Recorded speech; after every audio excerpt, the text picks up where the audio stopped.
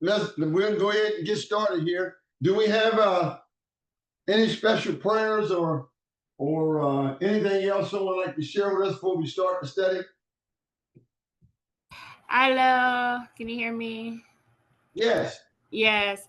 Yes. Pray for Amiria. She had fever all day, but I think it just broke because I felt she seems normal again. So can please pray for her health that she will regain her strength. Um, and just for healing. Yes. Okay. Thank you. And also, um, Glenette Seabrooks, continue to pray for her. Glenette Seabrooks and Jamia George. Yeah, can that see? You said Seabrook, right? Yes, Glenette Yeah. Seabrooks. And that see for the other one? Jamia George. Oh, Jamia. Okay. Yes, Just and Shirley Walker. Shirley Walker. All of them just And one. Shirley Walker. Yes. She has a testimony. It's been at least a year and a half. She was said she only was going to have a few months to live, but she's been in my prayers ever since I heard of that diagnosis. And I was able to see her on Monday, and she's doing so great. And I want everyone to lift her up as well. Shirley Walker. Okay, Shirley Walker. Yes. Okay, so really Thank. all of those mainly just for prayer and healing and just general. Yes. Yeah. Okay. Anybody else? Yeah, Jim. Uh, Bobby's uh, Bobby's grandson passed this morning. Uh-oh. We don't know the details, what happened or anything. We just know that it was Bobby's son. You never met his son, but you know Bobby. Right. His grandson passed this morning. So he had to be awfully young, then, really. Yeah, he was. I never met him. I know of him. But I don't know how old he was, or I don't know no facts or nothing. Mildred called us this morning and told Doris. So that's all we know right now. No. Okay. I add him on the list. Anybody else? Are there any other prayers that we have? Okay. Let's go ahead and just bow our heads and have prayer. Father in heaven, we come before you again this evening. We ask you to be with all of us, be with the special prayers, be with Amiria, with her the fever that she had is trying to break. And I pray that you help her to get better, help pray for her health. Pray for Glenette Seabrook and Jamia George and Shirley Walker as well for their health and strength. And just, Lord, you know what their needs and whatever the help that they need, they're calling on you and they're calling on all of us to pray for them and to pray for healing. We also, I'm praying for Bobby, his grandson died, but I'm praying for their family. Because we know once you die, there's no longer need to pray for the dead, but we can't pray for the family because they grieve over their loved ones. And we pray that you be with him and be with the rest of the family, that they may be able to get through this time of sorrow. We thank you so much in your son's name. We do pray. Amen. Amen. Okay. Now we're going to pray again, this time for the study here. Okay, so dear Father in heaven, again we come before you. Again, we know you never get tired of hearing from us, and we ask that you be with us in a special way as we go through the scriptures here in chapter 17, this part 5. We pray that blessings be bestowed upon all of us as we hear what your word has to say to each and last one of us. This and all of the blessings we ask in our name. Amen. Okay, so I remember to turn the recording on. So we have this last part here, I believe, and I want to go to the slide basically where we left off at.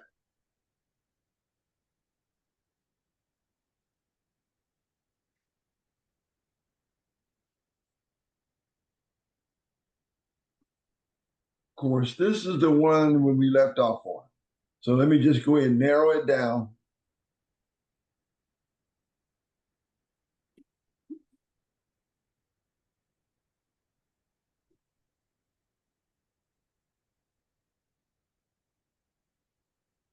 Okay, so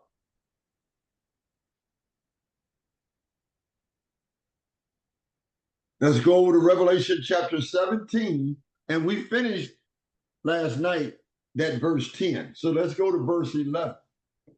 And the scripture says that the beast that was and is not, even he is the eighth, and is of the seventh, and go into perdition. So the beast that was Satan, who's a roaring lion seeking who to devour, and he is not that 1,000-year period. He won't be able to tempt and cause people to be deceived or none of that stuff, because the ones that died in his name, the ones that are alive in his name, would have went back with Yahushua, and the ones that are wicked, that was already dead before Yahushua came back, will remain dead, and those that died in sight will be dead. Therefore, there's no one for him to tempt. Thus, that 1,000 years is not. Then even he is the eighth. So, which is the devil, and the devil is of the seventh, because he's the eighth and is of the seventh, which means that the seventh beast, because we already went through the first six, it only leaves the seventh beast left. So if the seventh beast is left, and the first five beasts are really out of the sea, and the sixth beast is out of the earth, that means the seventh beast, which wasn't identified by any animal, or he wasn't identified by coming out of any sea or any earth. He was just called beast here in chapter 17. So that lets us know, of course, he's called a scarlet colored beast. He's called a red dragon. And we know the dragon in chapter 12, verse 9, already tell us that the dragon is the devil and Satan. So we got that defined. We understand clearly what that is. So when I come over to here, so I get this mouse working right.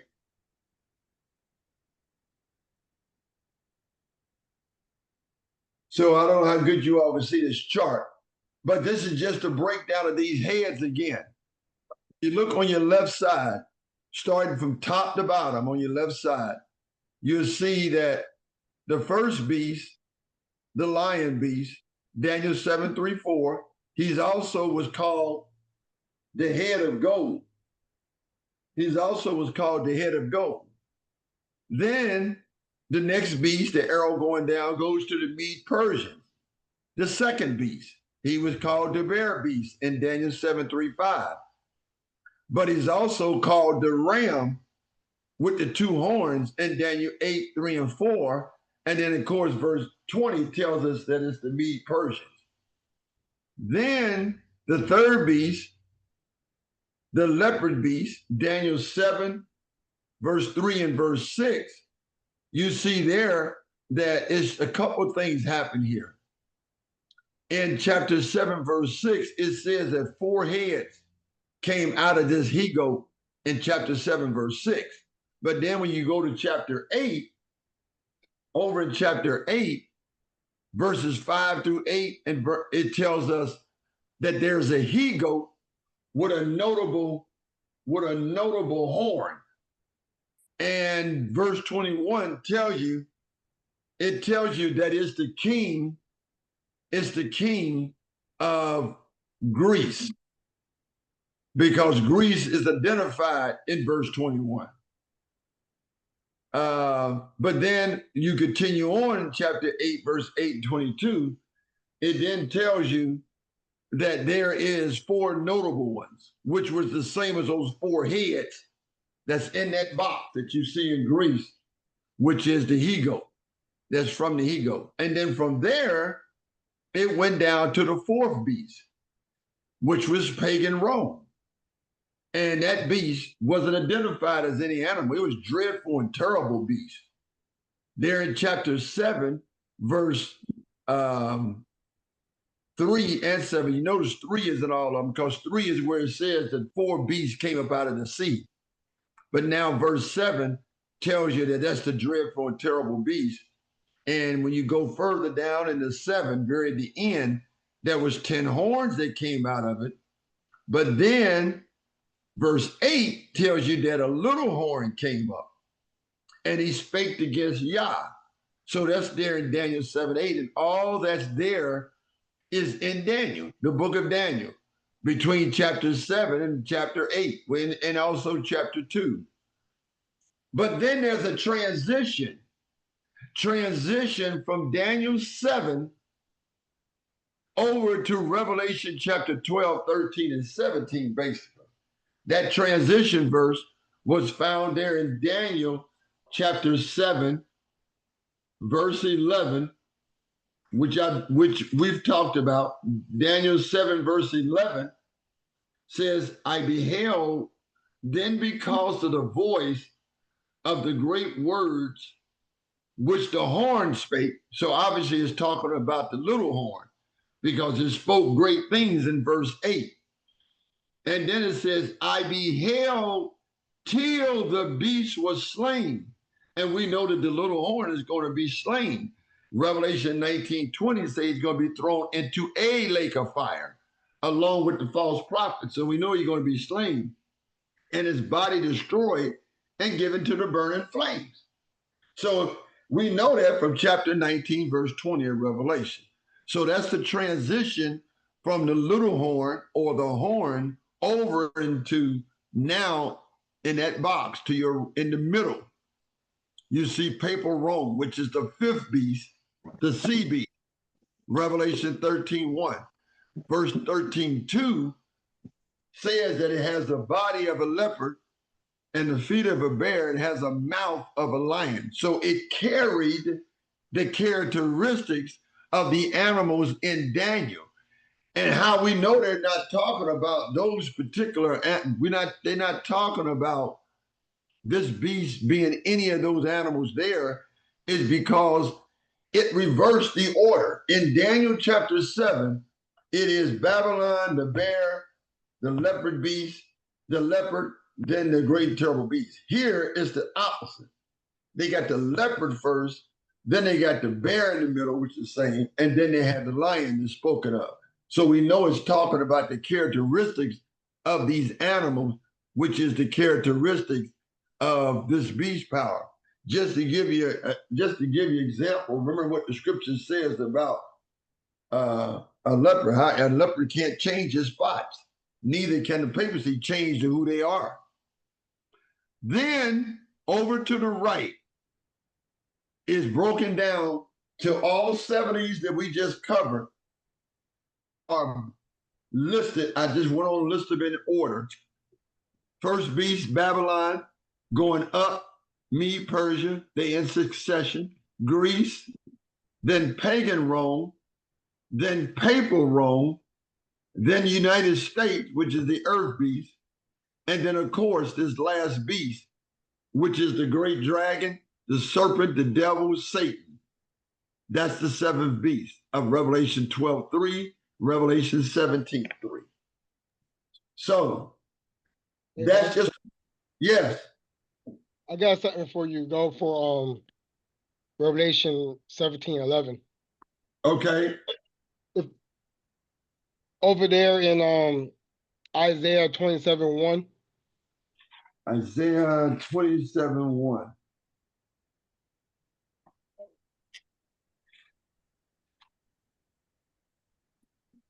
This is the precept for which one now? For Revelation 17:11. 11. Okay.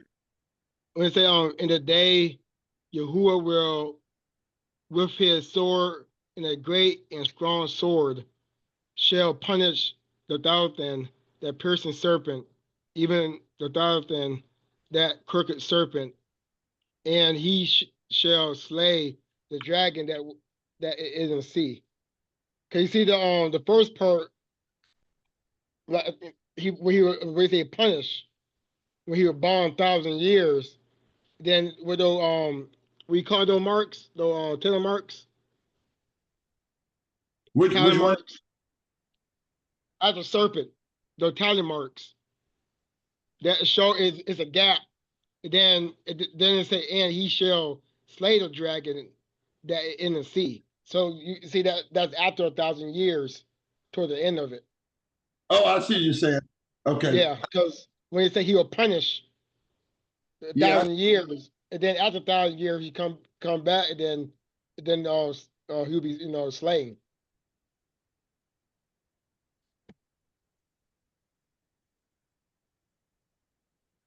Yeah, you had to really catch that in there because Yeah, it says, in that day, Yahuwah with his sword and great and strong sword, and we know he's coming back with the sword, shall punish Leviathan, the piercing serpent, even Leviathan, that crooked serpent, and he shall slay the dragon that is in the sea. Yeah, the one that's in the sea. That you're referencing the sea being after Yahushua has come back. yeah, And then when I say after he comes back, I'm talking about this second return we're waiting on now, when the water comes back, he's going to be in the sea. And then after that, of course, after the 1,000 years, then he's going to come up out of that bottomless pit. And then that's going to be finally destroyed. And I assume that's what you're referring to. yes. Okay. Okay, very good. And make note of that. Let me make note of that. That's Isaiah 27:1.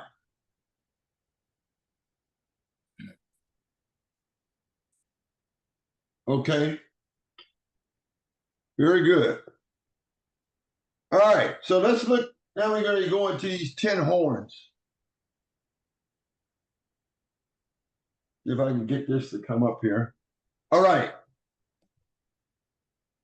As we have already addressed that the horns throughout the Old Covenant and the New Covenant, when representing powers, are associated with state power, not religious power per se. The religious organizations in this chapter 17, represented by the harlots, with her mother being the Roman Catholic Church system, and these abominations were throughout the earth, encompasses all four corners of the earth. There are many who do not identify the sea beast with the Roman Catholic Church as the Antichrist in Revelation 13:1 and 17:1, which is that whore speak of. That whore in 17:1 is the same as the sea beast in 13:1. They just identify him as they just say that it's just an Antichrist is coming. So in a sense, they are correct about the scriptures telling us about the Antichrist. It tells us over in 1 John 2:18. So there's many that talks about an Antichrist and understand that Antichrist is coming, but I find that many don't want to associate it with the Catholic system as the Antichrist. But that's, in times, maybe they'll come to an understanding of that. But over in 1 John 2:18, it says, little children, it is the last time, and as we have heard that Antichrist, you notice it says Antichrist shall come. Even now are there many Antichrists or anti-Yahushua, whereby we know that it is the last time. So we know in the last time there's going to be an Antichrist that's going to stand up, or anti-Yahushua that's going to stand up. And we know who that is. We have identified him. Matter of fact, the authors in the Dark Ages, even during the Dark Ages, look at the papacy as being 8 for 8. Yep, just don't touch it. mute your phone. 8 for 8. So it was even during the Dark Ages, they realized even back then that the papacy was the beast. They called him the beast of Revelation 13 and in Revelation 17. So we know from 2 Thessalonians, going back to 2 Thessalonians again. 2 Thessalonians chapter 2, verse 3 to 9. Somebody want to read that for me? 2 Thessalonians chapter 2, verses 3 through 9.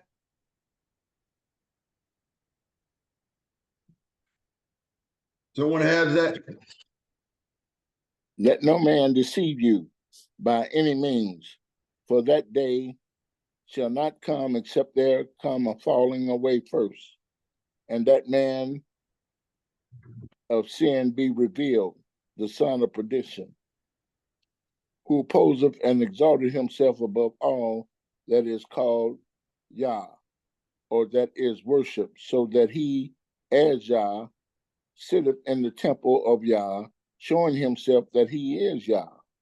Remember ye not that when I was yet with you, I told you these things, and now ye know what withholdeth, that he might be revealed in his time.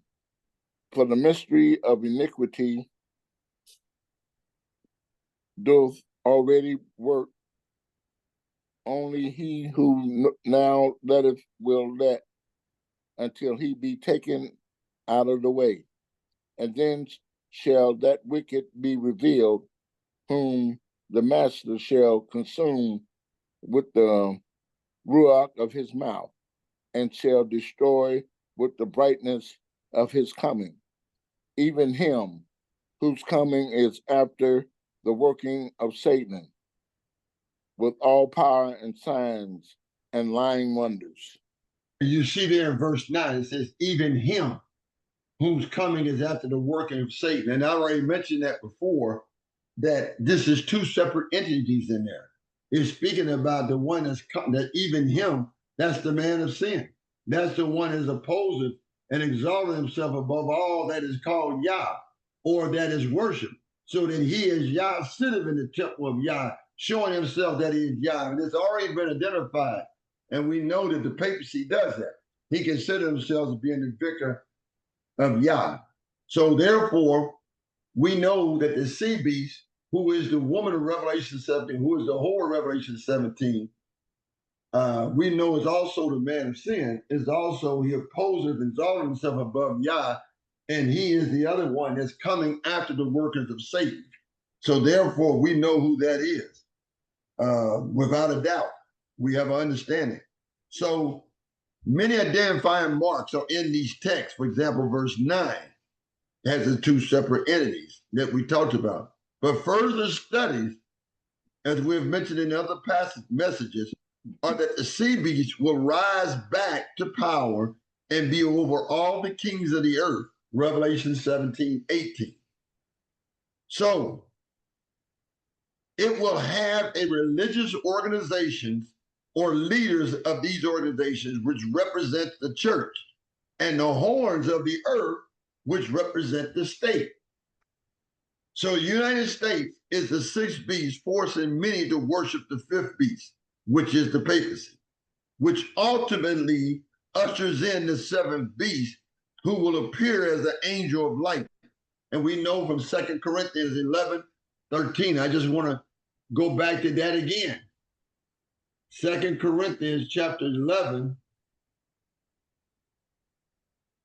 2 Corinthians chapter 11, verse 13 and 15, for such are false apostles, deceitful workers, transforming themselves into the apostles of Yahushua. And no marvel, for Satan himself is transformed into an angel of light.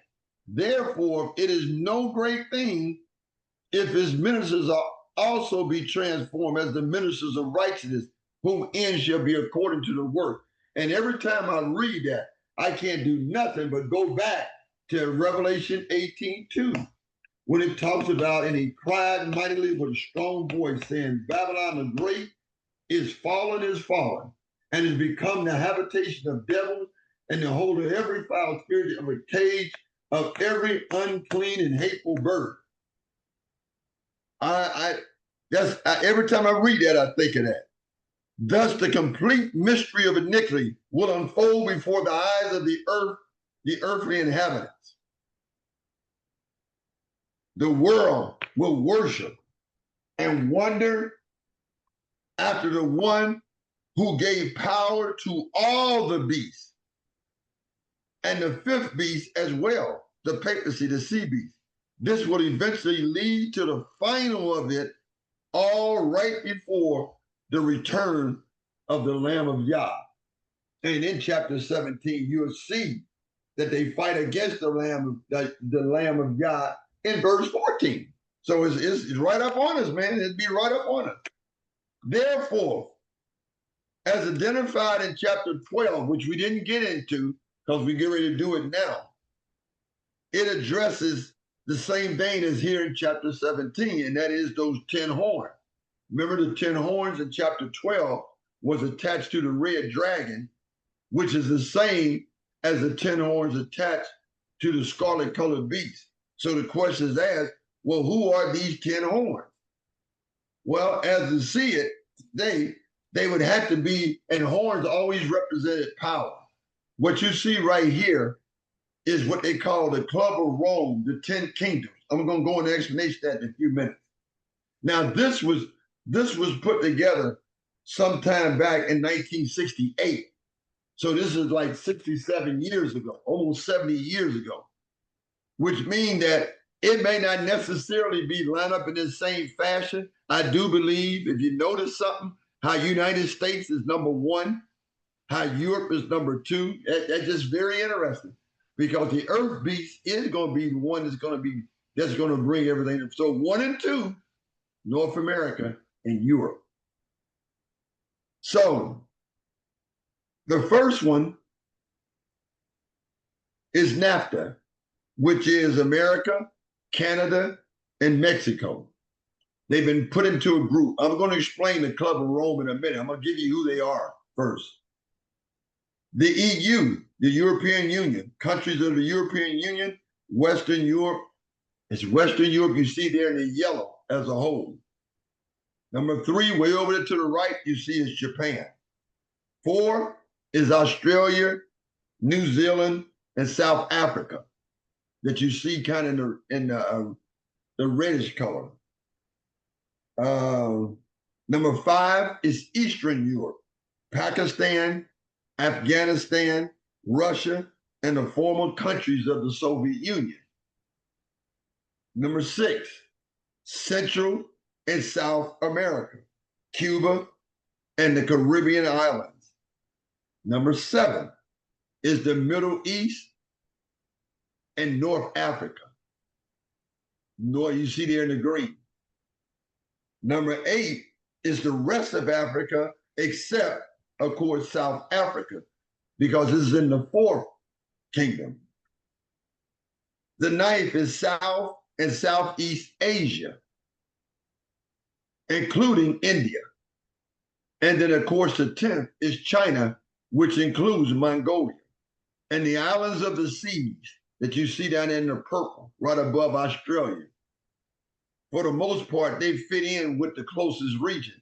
So you see they got them associated with region number 9, which is South and Southeast Asia, including India. So now it's broken out this way. So let me go into a little explanation of this. Founded in 1968, the Club of Rome is a global think tank that deals with a variety of international political issues. According to its website, the Club of Rome is composed of scientists, economists, Close the curtain. businessmen, somebody saying something? International high civil servants, head of state, and former head of state from all 5 continents. From all 5 continents. And they're considering the 5 continents. It don't say which ones, but I assume they're considering the 5 continents as being North America, South America, Africa, Europe, and Asia. And Australia, they got that more so or less tied in with Africa, I guess. So that when he says five continents. That's what he considered the continent. So more on this Club of Rome. In the Club of Rome, they called it the 10 Kingdoms. It was called that in their write-up in 1968. And the 10 regions originated with the Club of Rome think tank and was established by the United Nations. The Club of Rome was given the task of uniting Europe and dividing the world into manageable blocks. And here's the map that you see of the world divided into 10 economic regions. So this is their thinking back then, which the United Nations and the Club of Rome called the 10 Kingdoms. Out of all the things they call them, the 10 Kingdoms. And you read there, when you get to, and we haven't gotten to it yet, but when we get to verse 12, we'll see that the 10 horns are 10 kings. So if you got 10 kings, you got 10 kingdoms. So the 10 kingdoms from this guy, Gary Kopp, en route to global occupation, page 40, the Club of Rome had its beginning in April of 1968. And the Club of Rome has been charged with the task of overseeing the regionalization and the unification of the entire world. The club, as they call it, could therefore be said to be one step above the Bilderbergers. They are a very rich family, the Bilderberger, and the one, what they would consider in the one world hierarchy. And that's what they were saying back then. On September the 13th, 1973, the club released one such report entitled Regionalization and Adaptive Model of the Global World System. The document reveals that the club has divided the world into 10 political economic regions, which is referred to as kingdom. As the 10 kingdoms regions come together even more in preparation for the reign of the world ruler. Listen closely. As the 10, this is in their write-up, as the 10 kingdoms regions come together even more in preparation for the reign of the world ruler. So we will see the regionalization of money, then a globalization. This is what we're looking at. Then a globalization of monetary exchange or the cashless system. We see that being developed now, using more credit cards and using more debit cards and just using a cashless system. And that's, of course, is in Revelation 13. We won't be able to buy or sell. How would they be able to keep track of that? They can keep track of it by having a moneyless system. Only way you can be able to buy or sell unless you have access in the system. If they take that access away, you wouldn't be able to access into it. So this whole Club of Rome divided into 10 kingdoms is regarding the world and its divisions into economic regions. So keep in mind, verse 5, Revelation 17 of this chapter speaks of Mystery Babylon, the Great, the mother of harlots, the abomination of earth, written on the apostate woman's forehead. If the horns are attached to the scarlet colored beast, represent the state, and the woman is sit upon the beast, and the daughters come out of her, then it would be obvious that the daughters would be apostatizing as well, following in the footsteps of their mother. Here we have, and then when I think about that, I think about, that ecumenical stuff I was talking to you all about. The ecumenical movement, bringing everything together, bringing all the religions together. That's the ecumenical movement that we talked about the other day. So these 10 horns, while they represent the state, were never intended for them to be united with church.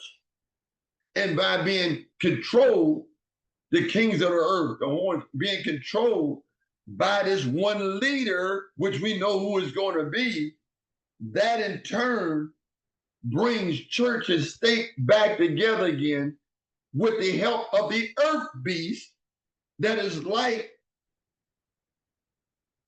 those horns of the dynasties during the time of the first Catholic rule during the 1260 years. Pretty similar. And again, we go back to what Yahushua said about that in Matthew 22:21. They say unto him, Caesar.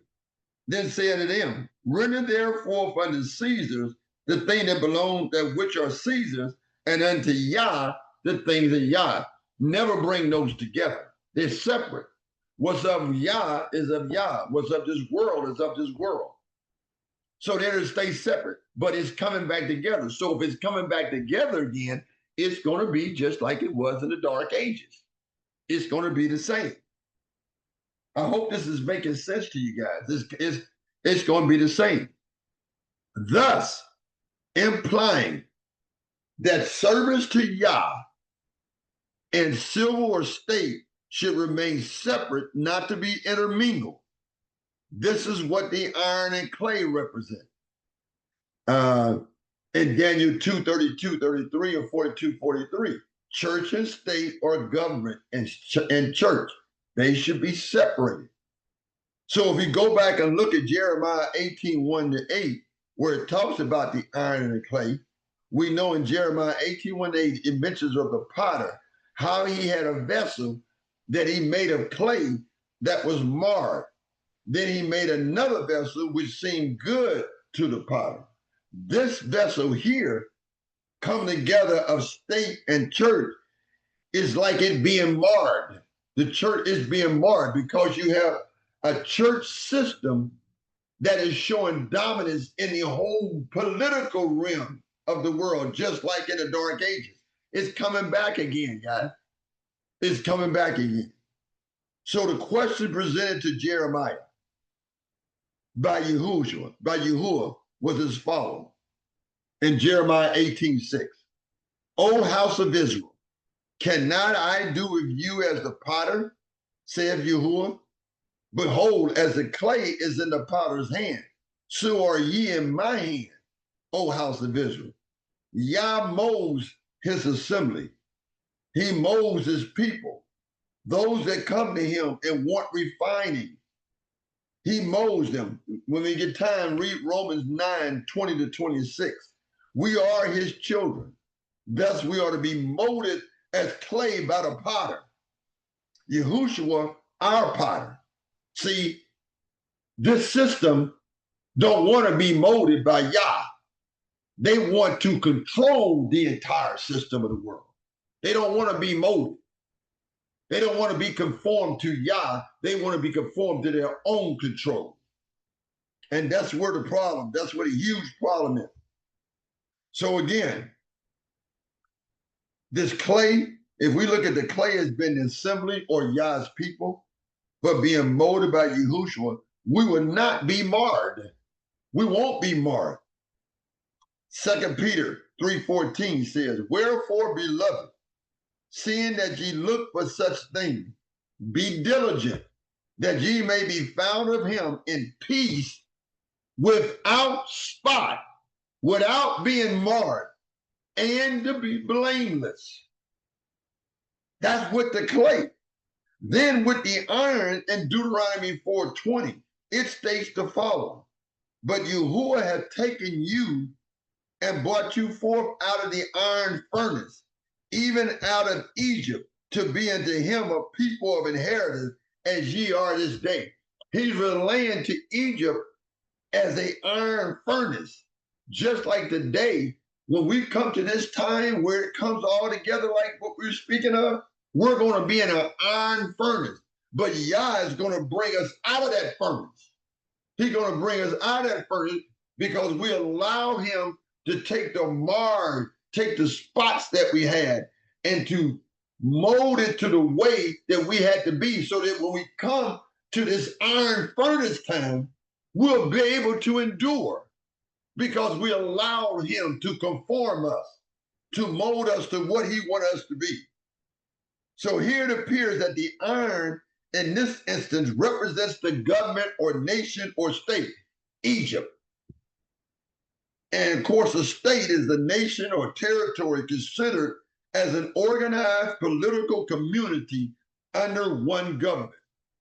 And like I mentioned last night, states, all these like presidents and kings, all of them, even Pope Leo now, they are all considered head of state.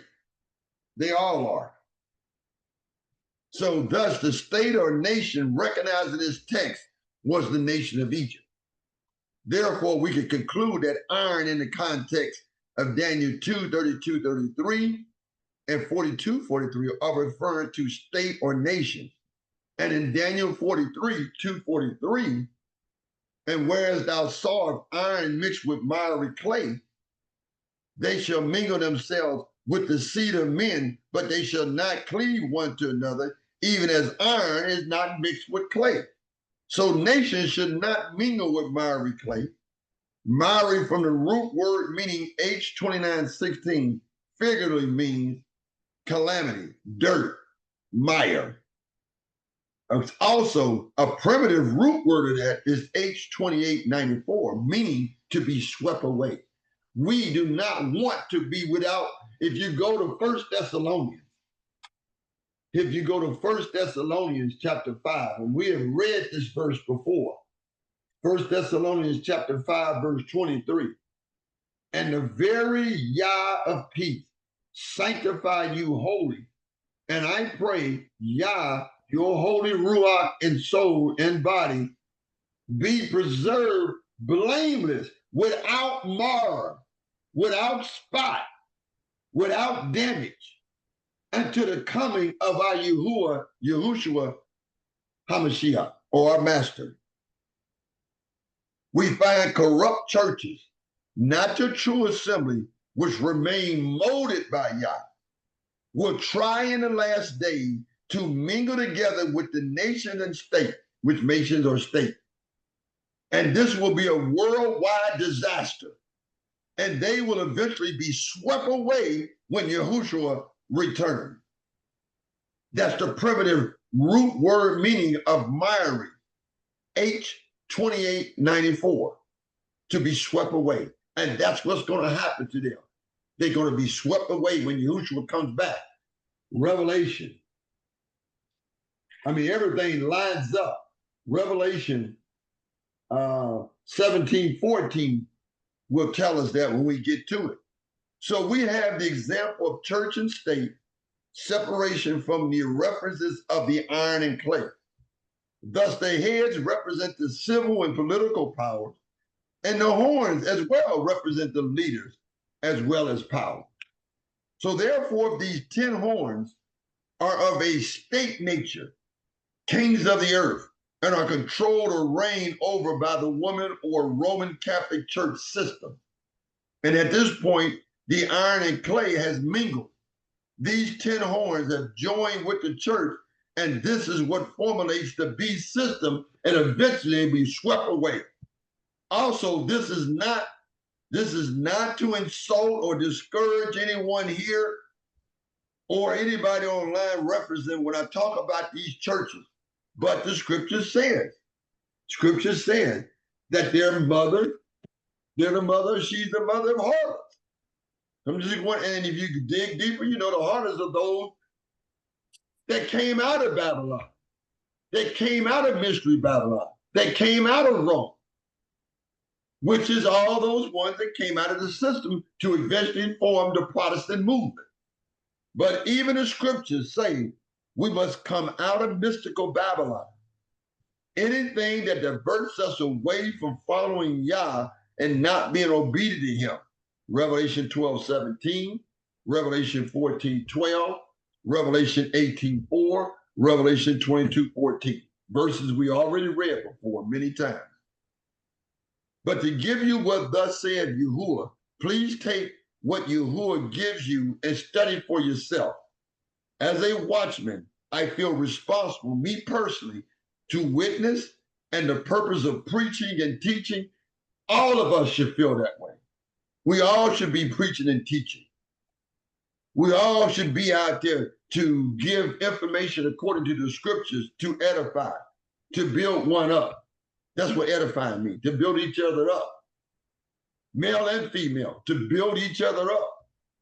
We all should be teaching. To cause you to not only listen, but go back and prove all things. I say hold fast that which is good. What we are talking about is end time events that we as Yah's people need to wake up. And those that call themselves followers of Hamashiach need to come out of her, my people, and be not partakers of her sin. Revelation 18:4. And it also says in that verse, be not partakers of sin, that ye receive not of her plagues. What plagues? Those plagues that's coming in Revelation 16. So, Question, Jim. yes. So this when the time comes where we won't be able to buy anything or anything, that we looking for that in 2027. No, I believe that's gonna come further closer to the end of that time, end of that 3.5 years. The beginning of 2027 is the time frame the beginning of the beast power come. But it's going to take a little while before you get to at least I believe it's going to, just the way the scriptures are written, it's going to take a little time before the buy and sell it. Because when it gets to the point where you're not going to be able to buy or sell, when it gets to that point, then it's going to be getting pretty close to the time where they're going to be getting ready to put their army together. You know, those 3 unclean frogs, they're going to be getting ready to put all that together. And the next thing you know, there's going to be a decree to go out and start destroying God's people. That has to come closer to the end, not in the beginning of the 3.5 years. Then what are we looking for in 2027? We're looking for, you guys got the charts. 2027 to us, I'm trying to, let me see if I can pull it up so you all can see it. The abomination desolate gotta be finished. It gotta be finished at the end of 2027. And that's the end of it. So at the end of 3.5 years. Yeah, at the end of the 3.5. She wanted to know what's going to happen in the beginning. Let me see if I can pull this up. Not coming up right. Hold on 1 second here. Yeah, let's see here.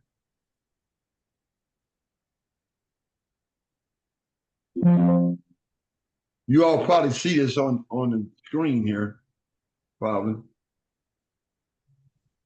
All right, let me find this here. Let me show you something. Let me find it.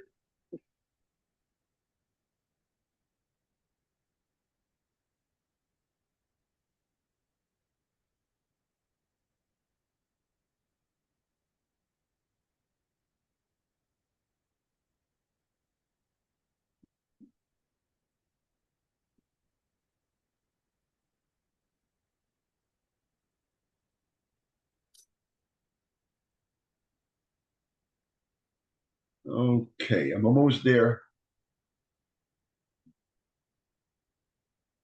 You all have these charts. Should come up on your screen here in a second. It's a big chart, so it's going to be hard to. Oh, I'm scrolling. It's able to scroll. So if you look here on this chart, you all should be able to see it. It's small though, but you all should have a copy of it.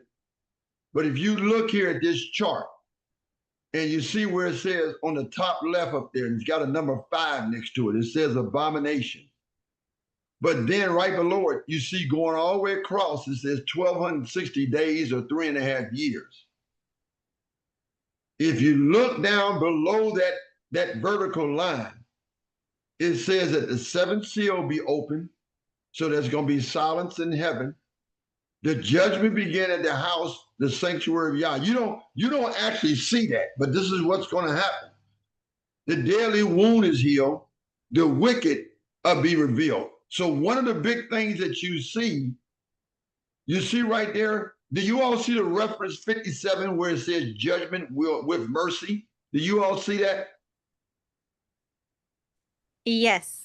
Yeah, where it says judgment with mercy. that line is going all the way over to the end, to that other line that starts there, that third woe going up. You see that? Well, that judgment with mercy is that period of time throwing the trumpet. So when you see so you ask the question, what is one thing we know that would give us an idea when this 3.5 year period starts, for example, this 12 60 days? When the first trumpet sounds, when that first trumpet sound, that would be the beginning of it. That would really be the beginning of it. You don't see it on the picture because we couldn't take it all the way back because we had to put all this other information in there. But you see in the box where you see the little picture in there where it says third woe, second woe, first woe. You all see that? In the picture. Yes, I see if it. I can blow it up. You see that right there?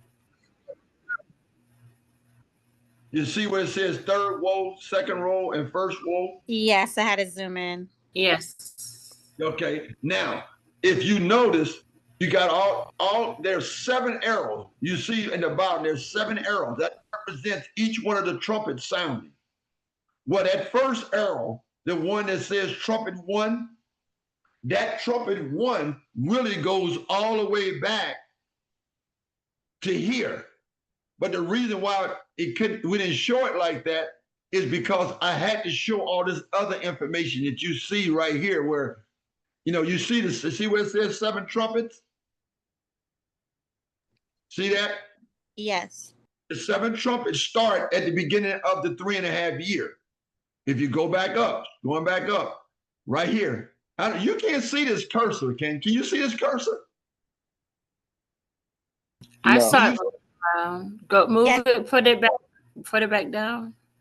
Yeah, do you see? We can see the cursor. Okay, so right here is the beginning. If you go to your right, is the beginning of the 1260 days or the 42 months or the 3.5 years. All mean the same thing. Okay, and then when you scroll down, that very bottom dash line, 7 trumpets, you ask the question, how do we know when it's going to start? That's when do you know that when the first trumpet sound, you remember what the first trumpet is? You remember what the scripture says about the first trumpet sounding? Nope. It's a Tree, chapter. That's trees the and grass third. be on fire. You want to give it to him, Rick? No, I said the trees and grass be on fire. You want to tell him what verse? That's in the verse where you go back on chapter 8. Right. Revelation chapter 8. You want to read that, verse 1? I'm sorry, verse 7, not 1, 7. In the first angel sound, and there fell hell and fire mingling with blood, and they were cast upon the earth, and the third part of the trees were burned up, and all the green grass was burned up. When that happens, you know that the plague, and if you notice, and it is a plague because you all remember, it's the first 7 plagues. Because of that, and the ones in Revelation 16 are the 7 last plagues. So that's implied as the first 7 plagues. And when you go to Revelation 9:20, it tells you that these are plagues. These trumpets are plagues. So therefore, with these trumpets being plagued, to answer your question, one thing that you would know is at the beginning of this trumpet, the first trumpet sounded, what Rich just mentioned, and that is literal. I don't believe that's prophetic or figurative or metaphoric. It is literal. I believe you're going to actually have mountain burning with fire. You're going to have it cast in the sea. You have a third part of the sea become blood. I believe that's going to literally happen. But besides that happening, you got other things that's going on. You got the 7th seal being opened. You got the judgment begin at the house of the sanctuary of Yah first. You got that wicked one's going to be revealed. Yeah, he's gonna be healed. Yeah. Yeah, be He's gonna revealed. be healed. Yeah, which is healed. Yeah, Yes. yeah, the heal. Healed. And then go straight into 42 months. Then go straight into the fourth. How do we know that? Go over to Revelation 13. How do we know that? Revelation 13. We read it yesterday. We saw where verse 1 and 2 happened during the dark ages. That happened during the dark age, between 538 and 1798. So we knew all that happened during that time. But then when you look at verse 3, look at verse 3. It says, and I saw one of his heads as it were wounded to death, and his deadly wound was healed, and all the world wondered after the beast. Then you ask yourself, okay, this is when the beast's wound is healed. He's now back to his beast power. But how do you know how long that's going to be? That's where verse 5 come in at. Look at verse 5. And there was given unto him, unto who? Unto the beast, a mouth speaking great things. What great things? Blasphemous things. And power was given unto him, who? The sea beast, to continue 42 months. 30 days a month times the 42 months is 1,260 days. And prophetic time a day is as a year in the first part, the 1260 year. But here, this is the literal time. So how do we know that? Because if this was prophetic and it was treated the same way as the beast power in 1538 to 1798, that means that this world will be lasting to the year 3058. And that is no way that's going to happen. That's not even close to not happening. There's no way. So that's how you know, guys. That's how you know when the 2027 begins. And then there's a few other little things up here too. All these little things that you see in here. Time of the Gentiles, come out of her, my people. Satan and his angels performing miracles, deceiving many. You're going to see all that. A lot of that's going to be happening right here. You see the cursor. And that is, and I don't think I put the year on this one. On some of the other ones, they got the year, but this is 2027. This right here is 2027. And this right here is 2031. You see the cursor? That's 2031. And you remember when we were talking before, how we talked about those woes, and we said that in the second woe, when the 144,000 are killed and lay in the street for 3.5 days, that's the 3.5 days right in here, 3.5 days. You see the cursor. But then it tells us that in chapter 11, verse 14, it says that the second woe is past, and behold, the third woe cometh quickly. So that's 3.5 days here where you see the cursor. The third woe is a day and a half. So that's five days. And then right here, when the seventh trumpet sound, he's going to usher in these plagues. The 7 last plagues is what you see here. You guys follow me so far? Everybody understand? Yeah. You got it, Tony? We'll talk later. Say yes for now. Yeah, we'll talk later. Yeah, we'll talk later. Yeah, but it's really pretty clear. The chart is pretty clear, but we can talk later though. But yeah, that's how we know when 2027 starts. So now going back to where I was at here.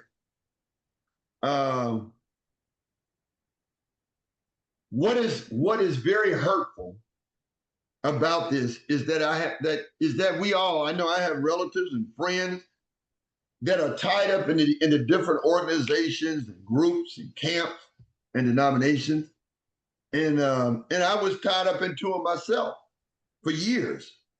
And I know that some of the most loving and kind people that we know are in these organizations, in these denominations, in these churches, in these groups.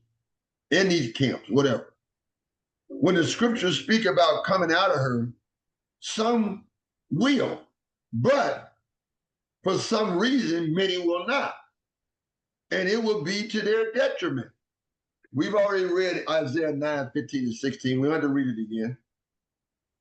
That is, so that part right there is very hurtful to know that. Sincerely, people have been led astray. But those people will not take time to study and open their minds for the Kadesh or the Holy Ruach to work on them or to work in them so that they can be awakened to the misleading direction they have been associated with all these years. But instead, people will stay clinging to what is only tradition while avoiding personal investigation into the truth. So, going back now, 51. This is pretty congested chart, so I'm just going to just show a few things here. Verse 12. Revelation 17, verse 12.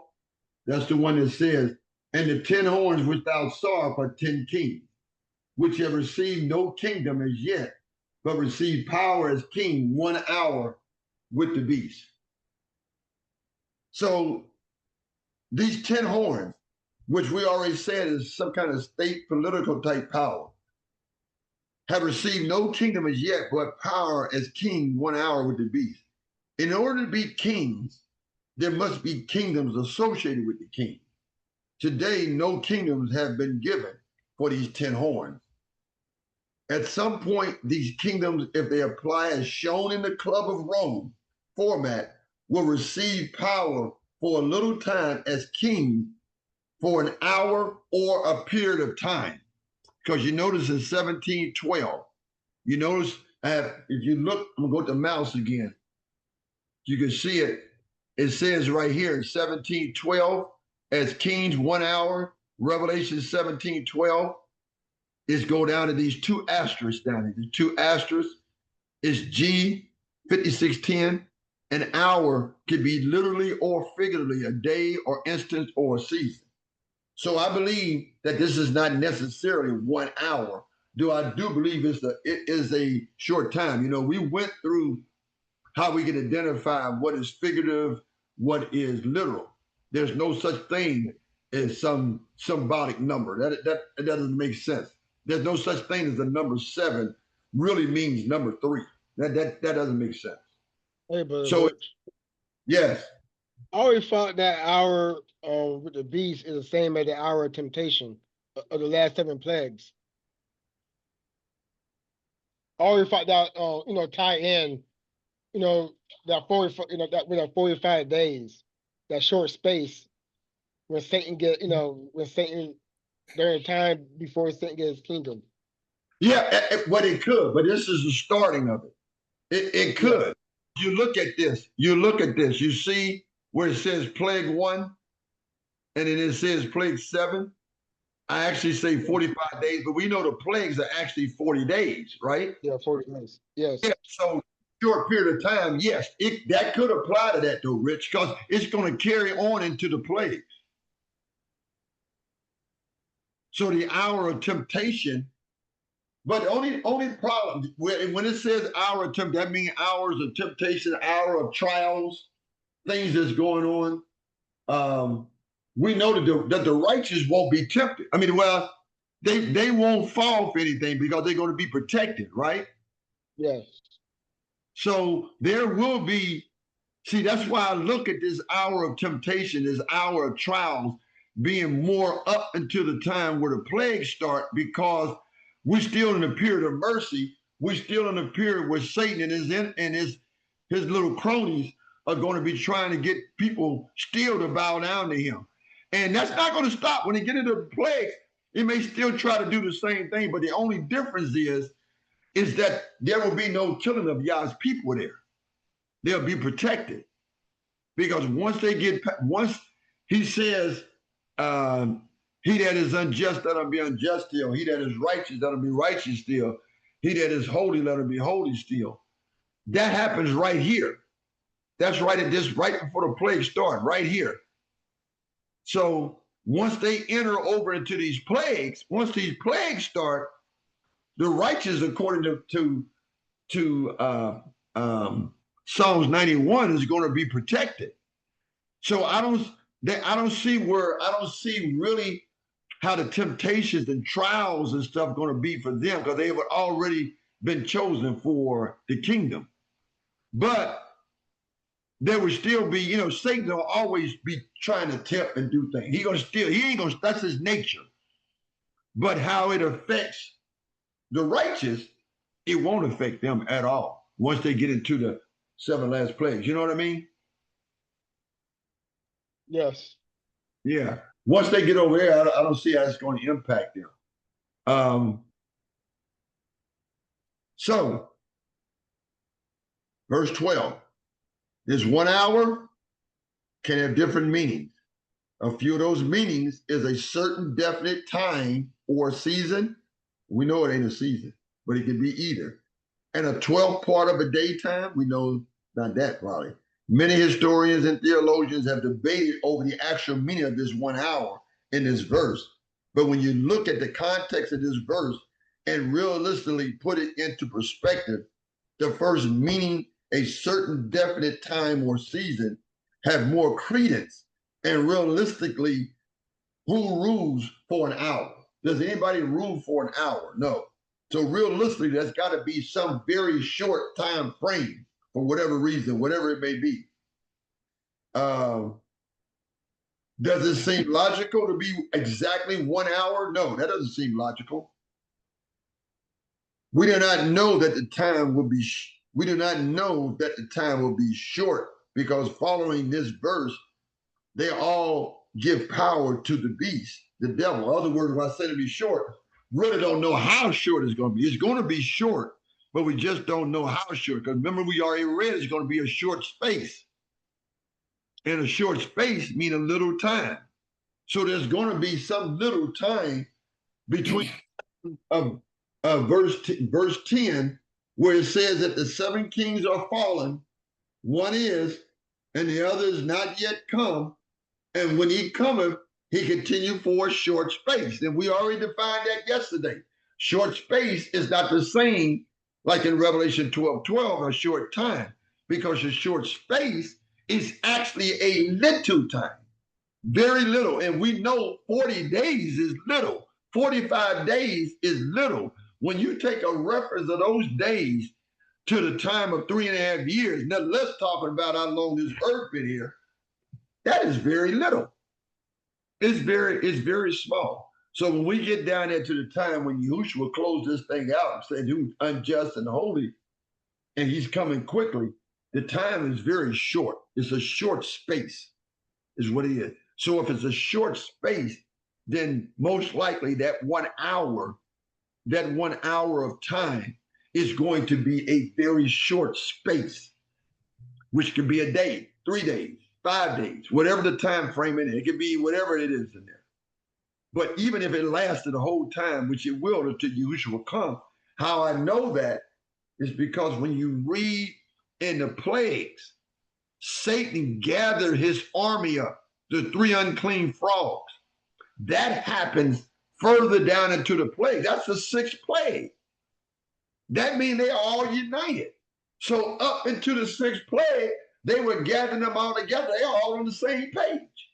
Because then that war, when you get to verse 14 and 17, they get ready to war against the Lamb. So that means they are all on the same page. All the wicked there is on the same page. Those three unclean spirits are all on the same page. So that's how I know all this stuff is a short space. It's not no long time. When you think about that, if the devils are inhabiting in this earth, there ain't no way in the world y'all gonna let that go on for years. That ain't happening. And when I say inhabiting, I mean physically they are appearing as angels.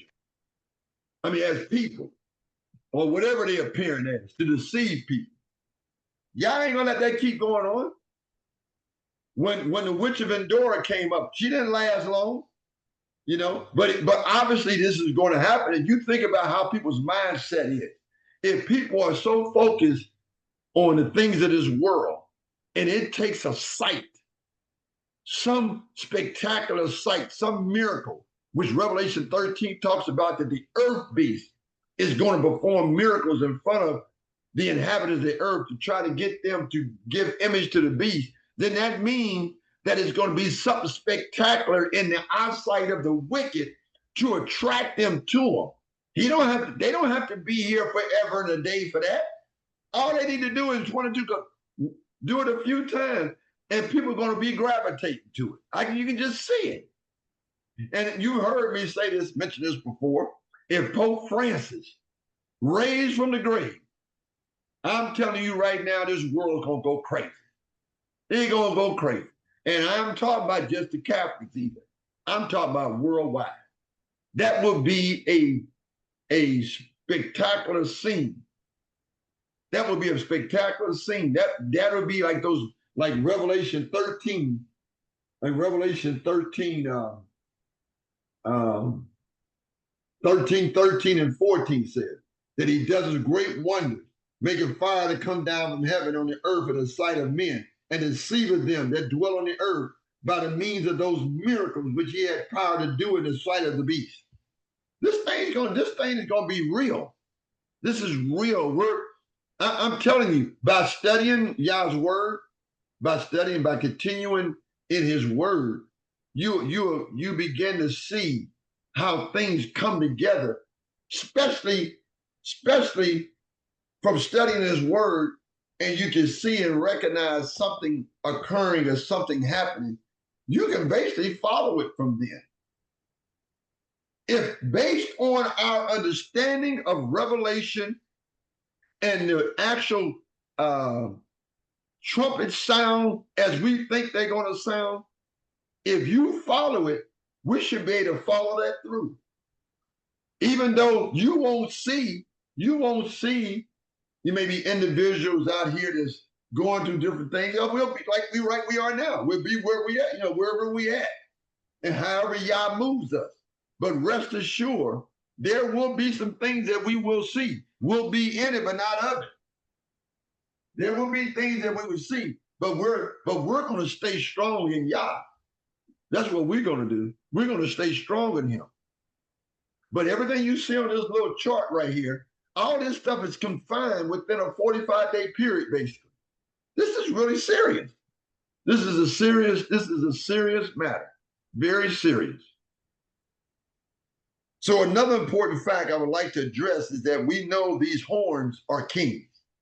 They will have kingdom, state power, and even if the kingdoms are not divided as shown on the Club of Rome layout, we know it would be 10 of them, because the number 10 is a real number. You remember when we did chapter 8, we went through the numbers. That number 10 is a real number. It is not figurative, it's not metaphoric, and it's definitely no such thing as a symbolic number. That number is literal. You all remember we went through all these numbers in when we were doing chapter 8, I think it was. That number is literal. So even if they divide it up separately than what they show in the Club of Rome, because it's over 70 years later, it's still going to be 10 kingdoms. It's going to be 10 kingdoms. Verse 13. Somebody read verse 13 for me.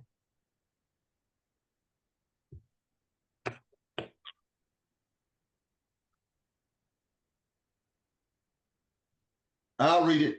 These have one mind and shall give their power and strength unto the beast. It's talking about those 10 horns going to have one mind, and eventually, now it said they're going to have power for 1 hour, for one period of time, whatever that time is, but then they're going to give their power over to the beast, and the beast is the scarlet colored beast, which is Satan. He's the last beast. He's the last head of the scarlet colored beast. He is that beast. So none other than the one that's the beast is going to be the final head. That just makes too much sense to me. So these have one mind, which means they are in sync with their purpose and goal. So let us not be deceived. The effort put forth by these dark forces are not of Yah and do not represent the Yah heaven, nor the people of Yah, but they represent a sinister force that has been trying to claim this earth and its inhabitants since the beginning of time. This is a battle, and the strongest in the Ruach is Hamashiach, and Hamashiach will survive the outpouring of the devil and his forces through these entities, as well as his demons, fallen angels, which will be inhabiting this earth that we read in Revelation 18:2. So the dragon, who is the beast of Revelation 17, have the woman riding on him, symbolizing he dictates the direction and path of the church political system. The false woman, or the church papacy, had been uplifted by the earth beast, because the earth beast is, man, pushing her up, because in Revelation 13, she's given image to him, and threatened those that did not worship the papacy or beast in Revelation 13 should be, or the sea beast, should be killed. All this is in 13. But now the false woman in Revelation 17, who have religious political powers, are under the umbrella of the beast of Revelation 17, the devil. Both the 7 heads and the 10 horns are attached to the devil. The false woman is sitting on his back, which the scriptures speak of both sitting on the beast and on his head when you compare verse 3 and 9. But the woman is sitting on the scarlet colored beast of verse 3, which represents the scarlet colored beast, has the heads and horns and are attached to it, which lead one to believe that the control mechanism of them is the devil. So, and the 7 heads are 7 mountains in verse 9, which correlates to verse 18, telling us that the reason verse 9 say heads is because it lets us know where the 5th beast is sitting at, where it actually stationed at, in that great city of Rome. There, the woman sits on the 7 hills, which are mountains in verse 9 that we already been through. So, and shall give power, give their power, those 10 horns should give power and strength unto the beast. Therefore, we have a new world order for a short space, and that order is run by the devil, verses 10 to 13, with his cohorts being the woman, a figurehead, verses 1 to 5, the kings of the earth, including the 10 horns, which is a separate entity. Verse 2, 12 and 18, the inhabitants of the earth. Verse 2, as well as all the others will be following the devil blindly. They gave their power to the devil, whether physically, spiritually, or both. So listen, everyone, do not be diverted by any other tactical scheme people are portraying as to what this new world order is about and who is in control. The scriptures is letting us know. It's letting us know. The scriptures make it clear from Genesis to Revelation that this battle has always been between Yah and Satan, between good and evil, between right and wrong. Nothing else. And the choice we make will determine what side we acknowledge as our leader. Whether it is Yah or Satan, we need to make a choice quickly and please let it be Yah and stay with Yah until the end. Not just in words, but in your effort and in your support of Yah's word, in supporting of him. Let your decision be in him. Let your walk be in him. Let the things you do be in him. Let all things that you do be in him. I just want, I remember you said quickly. That's reminded me of Judas, when Yeshua told Judas, well, do it quickly. Oh, that's a good point, Rich. That's Yeah, right. So he telling Judas, whatever you gonna do, make your decision. Can you what that's in the gospel? Where is that at? Right at the top of your head? Where is that? So we can read it so they can see that. No, it's in the gospel. Got it.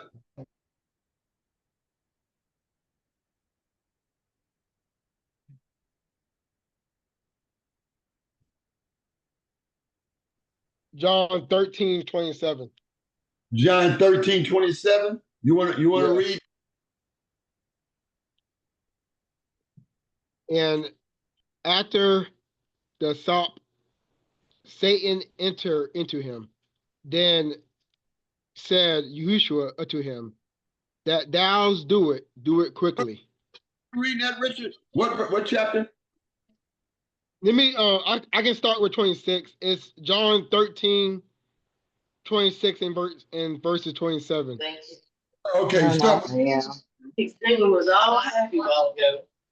He called. So I said, y'all better stop now. You know you're going to call right back. Mute your phone. I can start with 26. Yahushua answered. Every day I come in. You got to mute your phone, guys. Verse what? You start with 26. Yes. Okay. Yahushua answered. Yeah. Yahushua answered. He it is to whom I shall give a sap when I had dipped it, and when he had dipped the sap, he gave it to Judas Iscariot, the son of Simon. And after the sap, Satan entered into him. Then said Yahushua unto him, that thou doest, do quickly. What's interesting to me about that when you brought that up, though, Rich, and that's a good point. There is look at what happened there when he told him to go and when he told him do it quickly.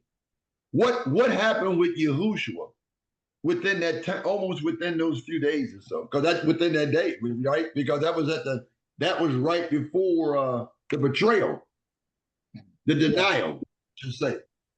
That was before the denial. And that wasn't too far from that was the supper. That was the supper. So he was getting ready to be killed, right? Yeah. He was getting ready to die for us. And what was the time frame of that? So from the time they had the supper, Yahushua's supper, to the time he died. Yeah. Huh? Yeah, because verse 1 of the same chapter is what before the feast of the Passover. Right. So that means that was basically 3 days, right? Basically 3 days.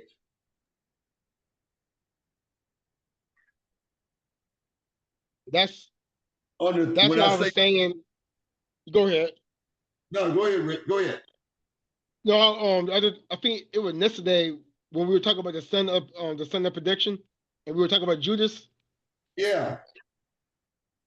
This is what I was talking about when Satan entered him.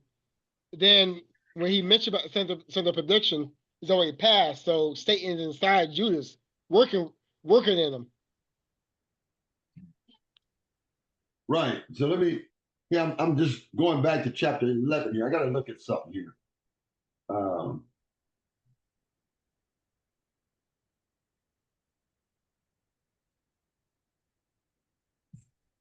My thing's tearing up. 26.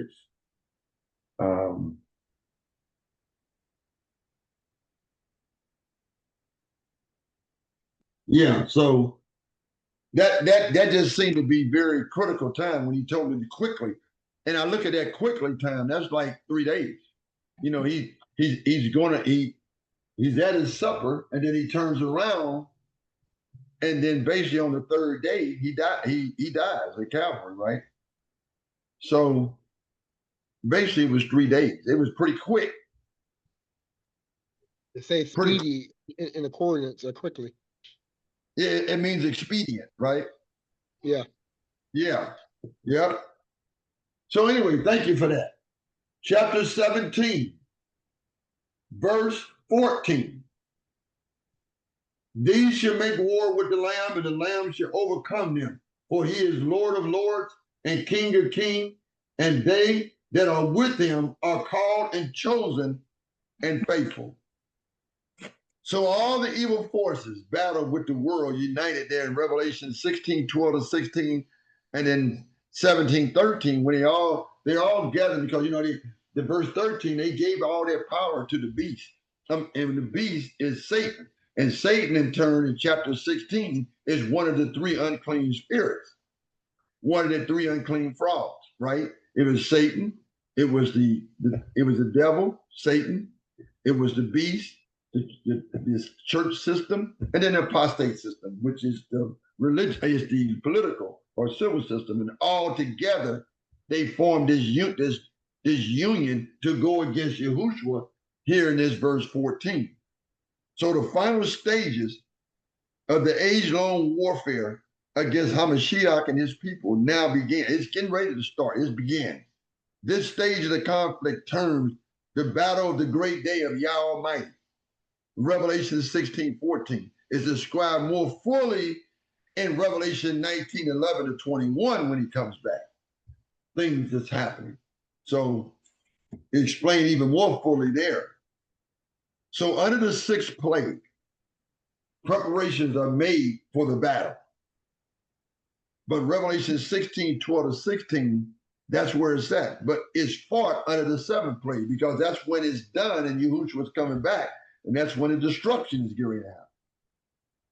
So Yah's faithful people who have suffered so long at the hands of their enemies are delivered when he who is the Lord of lords and King of kings lay bare his mighty arm. They overcame them. They shall overcome. We will overcome. And he comes forth to champion their cause. Revelation 11:11-12, verse 15, 17, chapter 17, verse 14, 18, 20, 19, 2, 11, 30, 16. Like, for example, when you read Revelation 19:2, for example, for true and righteous are his judgment, for he had judged a great whore, which did corrupt the earth and her fornication, and have avenged the blood of her servant at her hand. So the title, Master of Masters, Lord of Lords, Master of Masters. The title Master of King of Kings is used in scriptures of Hamashiach as he returned to earth to vanquish the host of evil and deliver his loyal people. 1 Timothy 6:15. Let's go there. 1 Timothy 6:15. Somebody read that for me. 1 Timothy 6:15.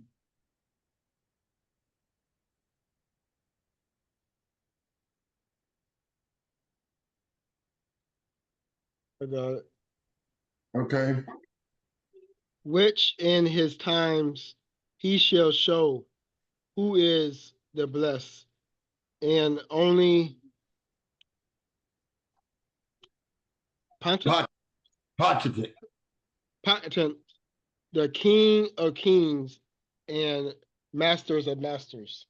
That word potent means is like having power, authority. One who occupies a high position, which we know he's above all names. So that's what that means. Back in that verse where it says, and they that are with. So with, of course, all the angels will be with him when he comes back. But then, of course, we know that these angels that's coming back with him, it's going to be all of them, as I mentioned. It's going to be all the angels. Every last one of them is coming back with him. Everybody's coming back, even those that I believe, I believe, like Enoch. I don't believe they're going to be left in heaven when this happens. But then again, it says all the angels but it doesn't say those other ones not coming back. For whatever reason, I believe heaven is going to be empty, you know, Father.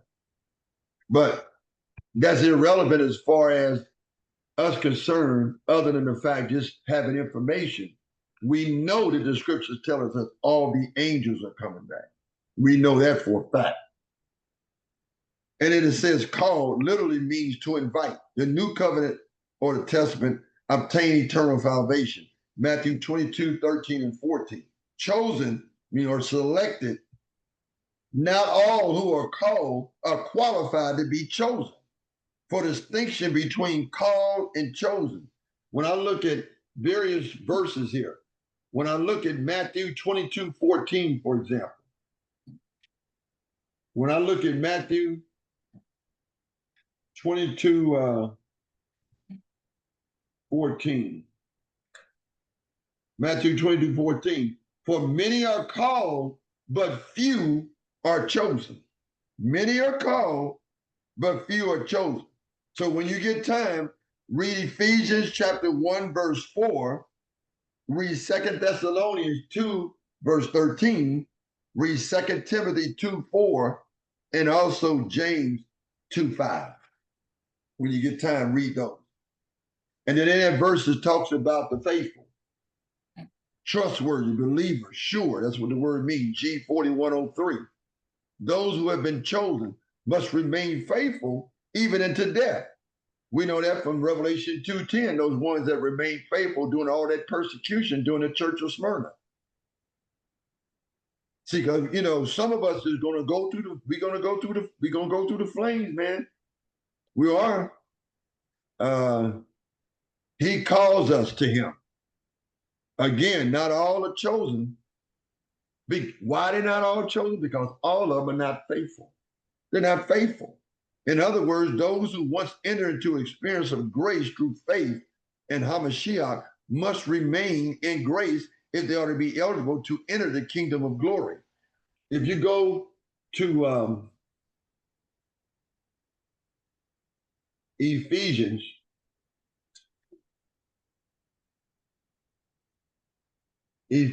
chapter 4, Ephesians chapter 1. Ephesians chapter 1, verse 4 and 5. Ephesians chapter 1, verse 4 and 5. According as he has chosen us in him before the foundation of the world, that we should be holy and without blame before him in love, having predestinated us unto the adoption of children by Yahushua HaMashiach to himself, according to the good pleasure of his will. Also read John 3:18-20, Ezekiel 3:20, Ezekiel 18:24, and Ezekiel 33:12. Read those as well. Then, still in chapter 17, verse 15.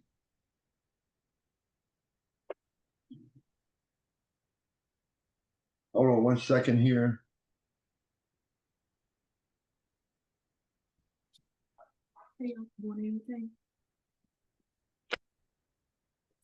When this battle, I just want to add one extra thing. When this battle goes on, I mean, we're talking about in the 6th plague when they start this mess. That means they went through those plagues. I mean, they were all on the same page. By the time we get into those plagues, the wicked they're pretty much on the same page, even though we're going to get to a point where they're going to turn against the woman. But we'll see that in a minute. So that's how we know all this is at the end. It's not like they turned against a woman and you got 5 more years left. That ain't, this thing is happening. This is end time stuff. This is happening at the end. So, Revelation 17, verse 15. And he said unto me, the waters which thou sawest, where the whore sitteth, are people, and multitude, and nation, and tongue. And we know where this woman is sitting at. She's sitting on top of the scarlet colored beast, but she's upon what? She was saw the 7 heads of 7 mountains, which are the woman sitteth. So the woman is sitting on the heads, sitting on the beast. The heads are part of the beast. So she's sitting on the beast, sitting on the heads. In essence, she's still sitting on the devil, who's in control because he's that last head. So waters, as we already talked about, even according to 17:1, when it says, and there came one of the 7 angels, which had the 7 vials, and talked with me, saying unto me, come hither, I will show unto thee the judgment of the great whore that sitteth upon many waters. That's people. Sitteth upon many people. Because we just read that in 17:15. Also, if you go over to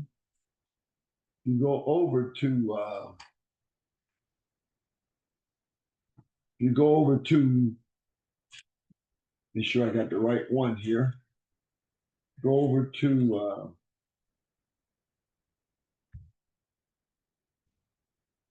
Isaiah chapter 8, verse 7. We never read this one before. Here's another verse. Isaiah 8, chapter 7, where the humans are really, in essence, representing what people represent to water. Isaiah 8, verse 7. It says, now therefore, behold, Yahuwah bringeth up upon them the waters of the river, strong and many, even the king of Assyria in all his glory. And he shall come up over all his channels and go over all his banks. Bring it up upon them the waters of the rivers. The people. We look at that from the people because Assyria is a nation. They're the ones that came up against what Isaiah is talking about. You remember when we talked about the southern kingdom and the northern kingdom?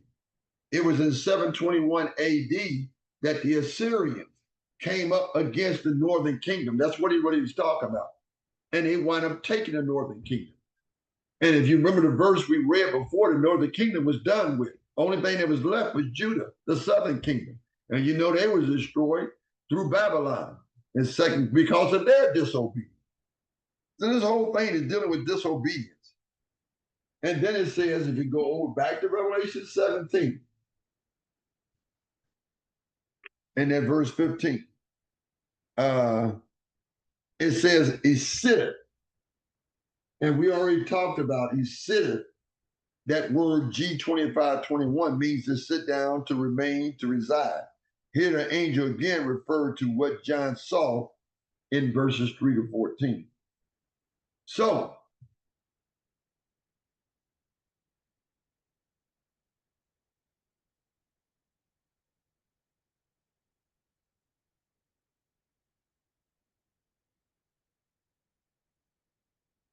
let me get this.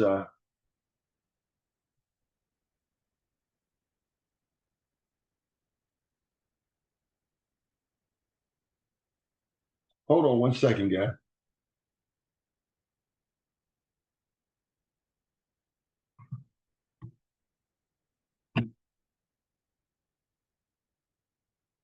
Okay, so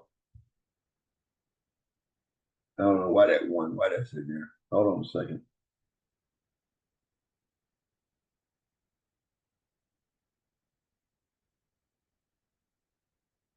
Okay, so in 1716, that one doesn't mean anything. It's just popping up that way. I can't get rid of it. Hold on a second here. All right, I go to a different screen setup. So Revelation 17:16, and the 10 horns which thou sawest upon the beast, these shall hate the whore, and shall make her desolate and naked, and shall eat her flesh and burn her with fire. So again, upon the beast, with the 10 horns attached to the scarlet colored beast, and the 7th head of the scarlet colored beast is the devil, it would make sense that the scarlet colored beast and the 10 horns will be the one that, well, not the scarlet colored beast as much, but it could be, and the 10 horns would, because he's nothing but a deceiver anyway, would be the ones that hate the whore who was riding upon the scarlet colored beast in 16. It says, and the 10 horns which thou sawest upon the beast, these shall hate the whore and shall make her desolate. So really, in essence, not the devil, more so less, it is these 10 heads, 10 horns, I mean, that is hating the whore. They are the ones that's hating the whore, and they're the ones that's going to burn her and scorch her. And that again is that woman. Remember, she was riding upon the scarlet colored beast that was directing the way of going. So she was like an underscore to him, leading the religious and the political world. But now I really believe what happened here is that the reason why they turned against her, the reason why I believe that they turned against her, one of the reasons why at least, because inside of here, we see all these plagues that's happening. We even see her being hit with the plague. We see all this damage going on, and they can't stop her. And she's the one that's in control of the world at this point. So at some point in there, it almost appeared that they turned against her because she wasn't what she made out to be. I'm in control. Divided up into 10 nations, the 10 different horns, and we got the religious power, we got the political power, we got the economical, financial power, we got power of the world. It's going to make the world better. This is the thought that goes to my head. It's going to make the world better. This is the song and dance that they're giving. It's going to make things better by us dividing the world up, by us controlling this, having a one religion, being unified in the ecumenical movement of religion. But as Revelation 18 said, they're going to see her burning from afar off too when they're thrown into the lake of fire. But she is being burnt by them. They are going against her. They are going against this woman. They're going against the church. They, in essence, they really begin to see who this whore really is. That's what it boils down to. They see what she's all about. She had deceived them. She had told them A when it's really B. She led them to believe that the world would be better. She did all this, and they were led into that with deception. Why? Because all the time Yah gave them mercy to get an understanding of what was coming forth in these last days. They chose not to do that. They chose to continue following her. And by doing that, they start to seeing things that were happening in that time of the plagues. They begin to see all this stuff begin to happen, and they recognize she ain't who she said she was. The paper says all this ain't, and I got some more things to talk about them at the end here. She ain't all she says she is. She said that calamities and things wouldn't happen, and look what's going on. She said this wouldn't happen, and look what's going on. Ain't nothing gotten better, and it's not going to get better. That's why these plagues are called the Great Tribulation. This is a time that ain't never been before. This is going to be a worse time than the days of Noah. This is going to be terrible. It's not going to be by water. It's going to be by fire this time. And that is the reason why I truly believe is why they turned against her. Because they recognize she's been deceiving. Because it tells you, we're going back to that again. 2 Thessalonians chapter 2, verse 3. Let no man deceive you by any means, for that day shall come, except there be coming a falling away first, and that man of sin be revealed, the son of perdition. They're turning against them because they know who that man of sin is now. It's being revealed to them because he's the one that's sitting as the head, who's really Satan. Satan is really the last head, but he's sitting there with everybody looking at him. That's why the woman is getting burned and not Satan. Satan's going to get burned at the end. He's going to get his in the lake of fire. But in the meantime, the people that's going to be lost, who chose not Yahushua, when it was said there was no name given amongst men whereby they must be saved, that one that they did not want to serve, now it's going to come into fruition. Now, because their life is built up of wickedness and evil, when Yahushua started coming back in the clouds, they ain't gonna be able to stand it. Why do you think the righteous got to come up at a twinkling? They got to be changed at a twinkling of an eye so they could see the Almighty coming. But the wicked ain't gonna be changing them twinkling of an eye. They're gonna be asking the rocks and the mountains to fall on them because they can't stand the sight of them because they chose sin instead of righteousness. And that's the problem. That is the problem. And when it says, going back to Revelation 17, going back to 17, and going back to that verse 16, when it says, you know, they should hate her, like I mentioned, I explained it, well, they should hate her. The whore, of course, is the woman they're talking about. Is the woman that they're talking about, the one in verse 1, which is the same as the one as her fornication in 2, same as the woman in 3, same as the woman in 4, same as the mystery Babylon in 5, same as the great mother of the harlot, same one. Same as the woman in 6, same as the woman in 7, same individual, same one, the exact same person. That's who we're dealing with here.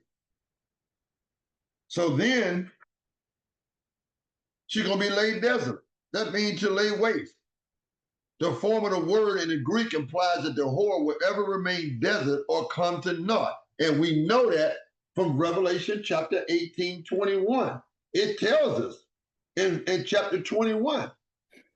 It says, it actually says it in some other places too. It says it like verse 18, for example.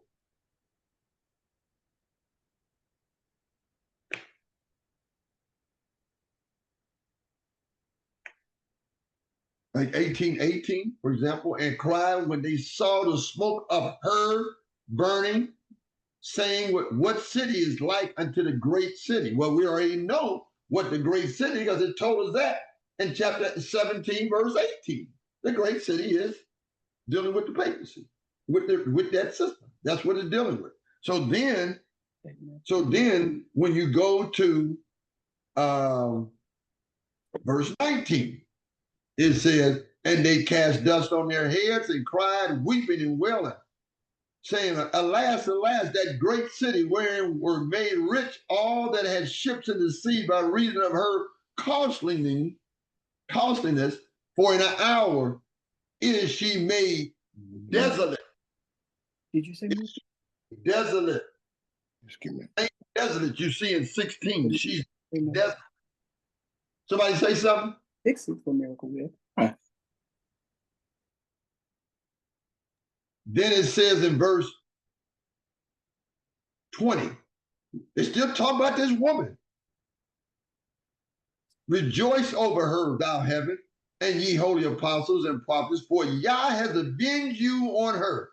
And then 21, and a mighty angel took up a stone like a great millstone, cast it into the sea, saying, thus with violence shall the great city, Babylon, mystery Babylon, be thrown down and shall be found no more at all.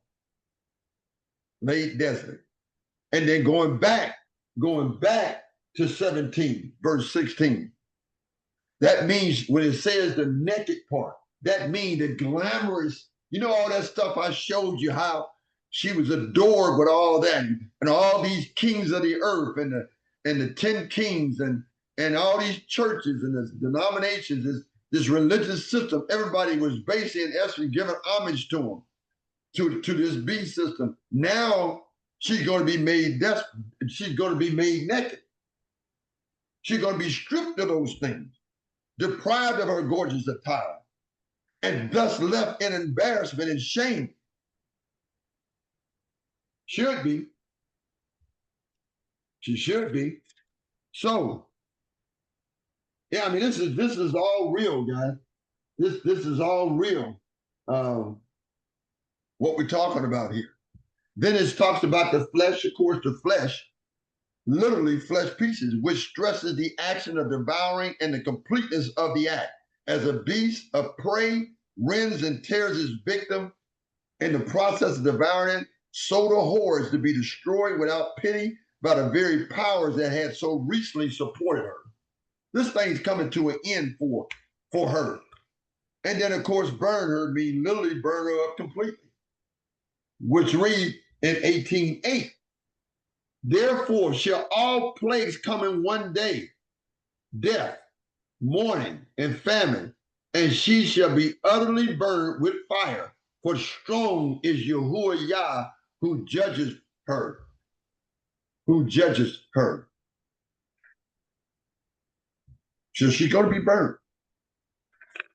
Going to be burned. Verse 17.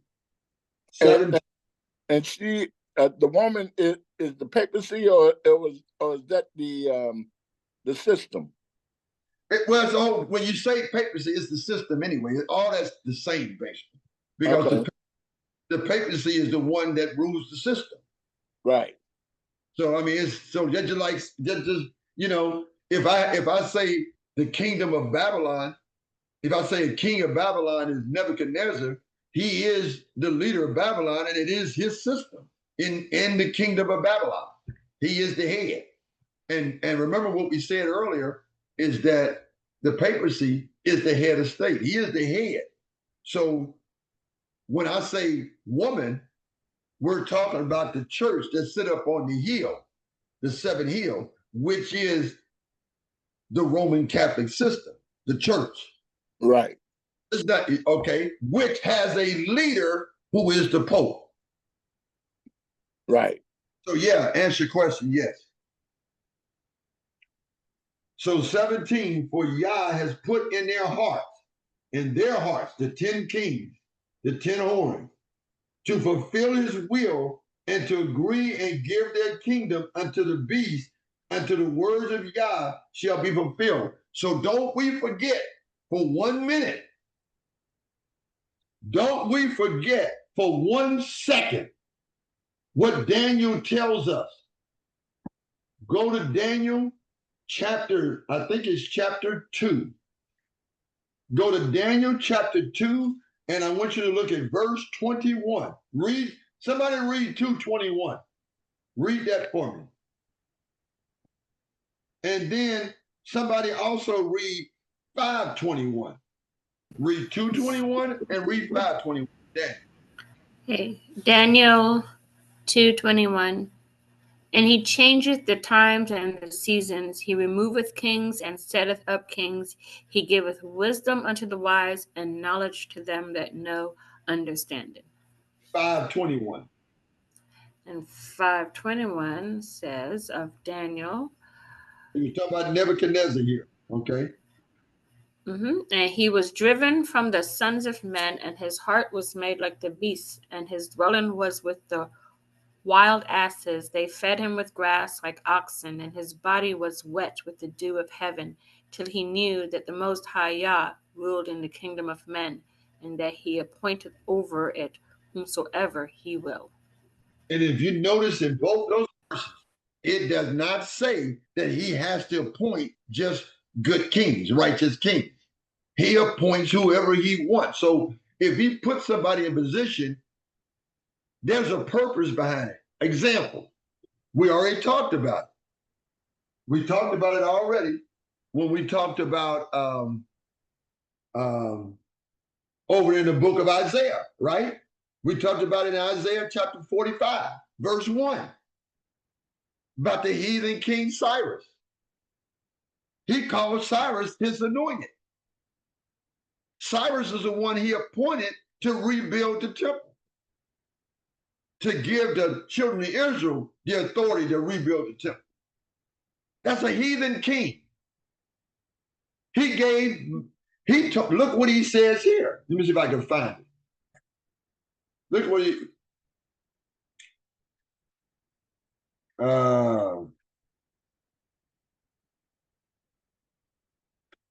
if I can find what I'm looking for here.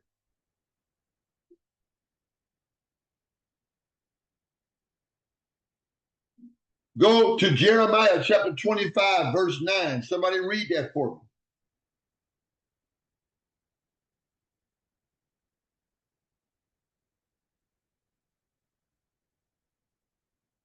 What was the chapter and verse? 25, verse 9. Jeremiah. Behold, I will send and take all the families of the north, saith Yahuwah, and Nebuchadnezzar, the king of Babylon, makes my servant, and will bring them against this land and against the inhabitants thereof, and against all these nations round about, and will utterly destroy them, and make them a astonishment and a hissing and perpetual desolation. Yeah, if you read further on, this is the verses we read before, correlating with 2 Chronicles 36, where it came into fruition when Nebuchadnezzar came in and killed young and old and those that stooped. He killed them all, and he took, not all, but he killed a lot of them, and he took people back. This is the same one that Yahushua was calling his servant. So I'm bringing your attention, Yah puts into place whoever he wants to put into place for his purpose. Whatever his objective is, he can use a good king like David or Josiah, or he can use a bad king like Nebuchadnezzar and a heathen king like Cyrus.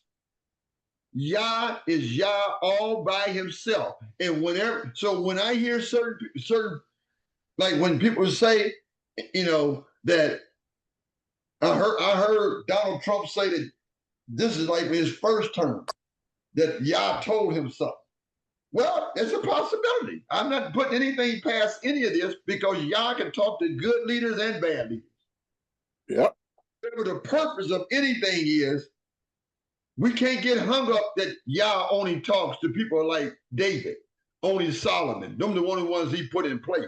No, in those verses in 221 and 521, you read nowhere in there where it says righteous kings.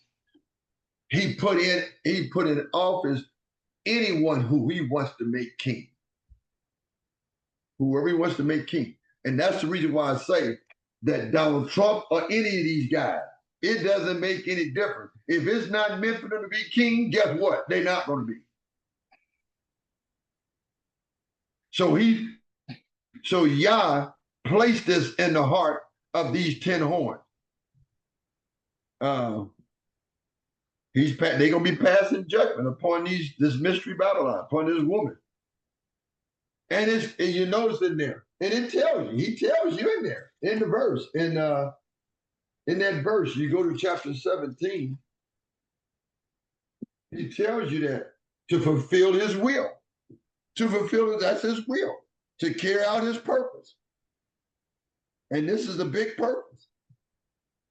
You know, so that's what they're fulfilling his will. His will is that they're going to turn against this woman because this woman has deceived them, deceived everyone.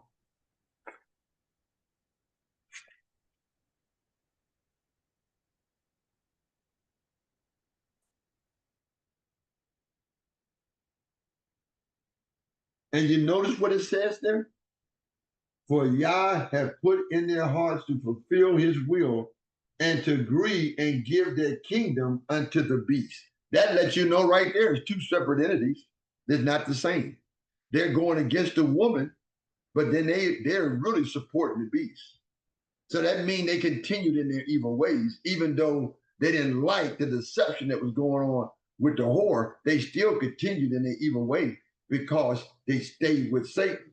And we know they were going to stay with him anyway, because when Yahushua, when he said at the time that he is unjust, let him be unjust, he does filthy, let him be filthy, he does righteous, let him be righteous, he does kadesh, let him be kadesh, and behold, I come quickly. When he made that announcement, that was the sealing of the righteous, but it's also the ones that went in there, they got the mark. So it's going to be difficult. It's going to be difficult for us as Yah's people. Yes. This is probably the same point that Satan, he's gonna show up at the angel of light when they're gonna give him when they're gonna give the kingdom to him.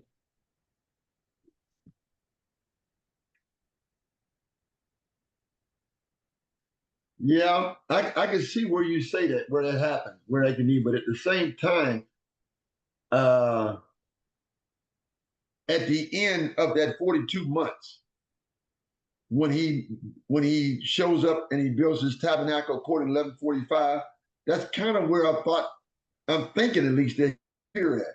But I can see you're thinking with that there. Then, but I think it's going to be. I think he's going to appear before then. I think, but I don't. But that's another thing that may come to even more clear light. Right now, show that coming at the end of the 42 months, not the end of the plagues, not the end of the sixth plague. You know what I mean, Rich? Yeah, I think that chart you showed, you had it. He come an angel right before the third row. That's right before. Yeah. That's right. Yeah, that's right. That's what I'm talking about. I'm talking about at the end of the 42 months that he gonna show up as an angel of light. Now, I thought you was talking about the plagues. No. The plagues is what. No, I was saying the plagues is what. Once Satan has his kingdom, he gonna bring construction. So that's what the wrath gonna come upon, because now Satan.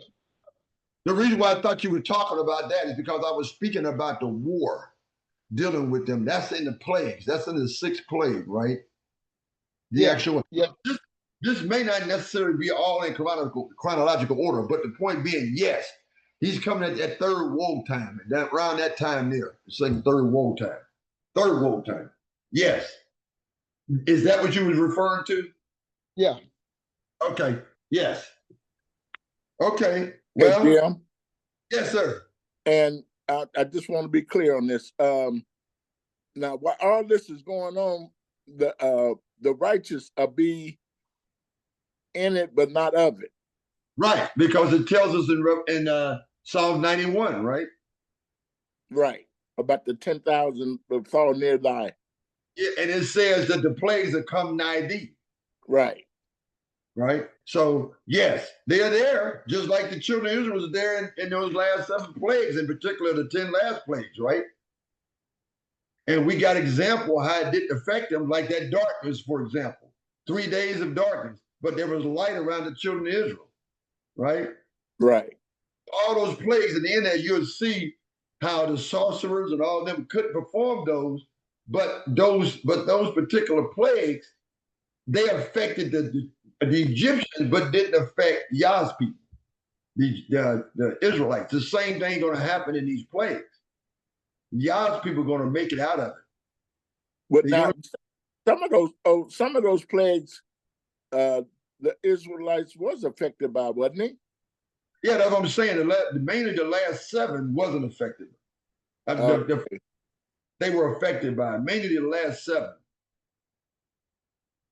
Remember that the actual magicians and all of them could perform the same enhancement. They could do the same thing that Moses and Aaron was doing. So it was affecting both, basically, in essence. It wasn't until that 4th one, I think, is when they could no longer perform no enhancements. They could never do the same thing that Moses had done. So when Moses put down the lice, I think it was the lice, they couldn't perform that specific thing. They were done. And then in that 4th plague, I think, either the 4th or the 5th one, is when Yahuwah said that he's going to put a division between the Egyptians and them. It's in Exodus chapter it's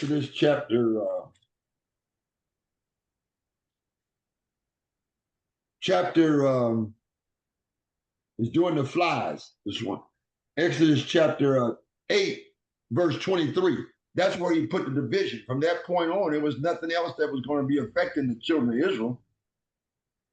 They weren't going to be able to be affecting them. But so can we, do we know what's going to be affecting us in this upcoming time?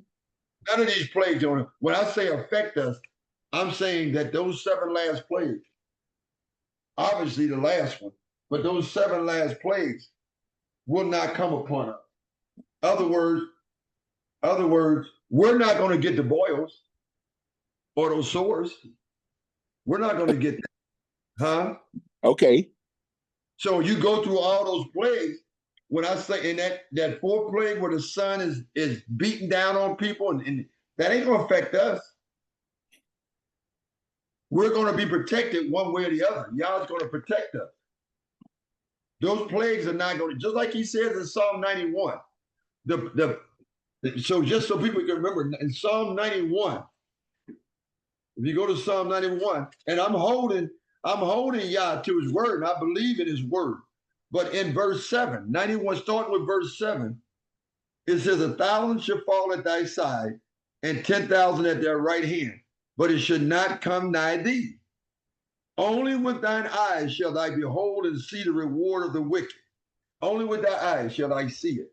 Because thou hast made Yahuwah, which is my refuge, even the Most High, thy habitation. There shall no evil befall thee, neither shall any plague come nigh thy dwelling.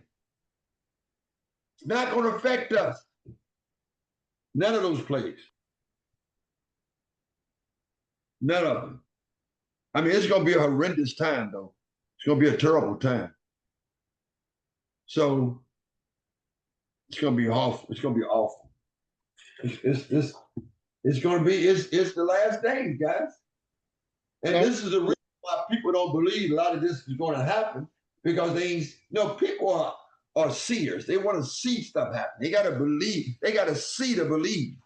What I'm telling you right now, we studying and we believe. We're studying and we believe. Amen. We ain't got to see. See, that's the problem. We don't have to have a sign. We study because we understand God is going to give us different signs, different understanding of things, but it's only because we study. I mean, he even make the statement, you guys can tell the time of the season and the weather, but you can't tell the time of the coming of the Son of Man. That's because you too busy fighting Yahushua. You instead of walking with him, you fighting against him. So you would never understand anything. Mm-hmm. And that's what faith is about. That's what faith is about. We're believing in a Yah that we never seen before. That's right. You talk about faith. All this stuff we're going through right now, we're believing that Yahushua is not going to come to us as a thief in the night. We believe that just like the householder, if the householder had planned for the thief to come, he would have prepared himself better for that. Because we understand Yahushua is coming back, we should be preparing ourselves for that. We should be preparing ourselves for that. So it's going to be fulfilled. Because it says, until the words of Yah shall be fulfilled. And it's mighty funny is it verse 17, because it's right at the end. Until his words be fulfilled. His word is going to be fulfilled. Like Samuel said over in the book of Samuel. In 1 Samuel, Samuel said over there in 1 Samuel,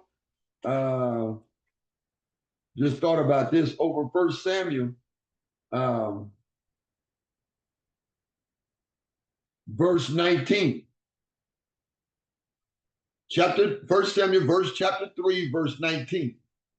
And it says, and Samuel grew, and Yahuwah was with him, and did let none of his word fall to the ground. None of Yahuwah's words going to fall to the ground. He said it's going to happen, it's going to happen. It's going to happen. I'm relying on it happening. That's why, personally, myself, I studied the way I studied to fully understand what he wants to give us through his Ruach. 17:18. And the woman which thou sawest is the great city, which reigneth over the kings of the earth.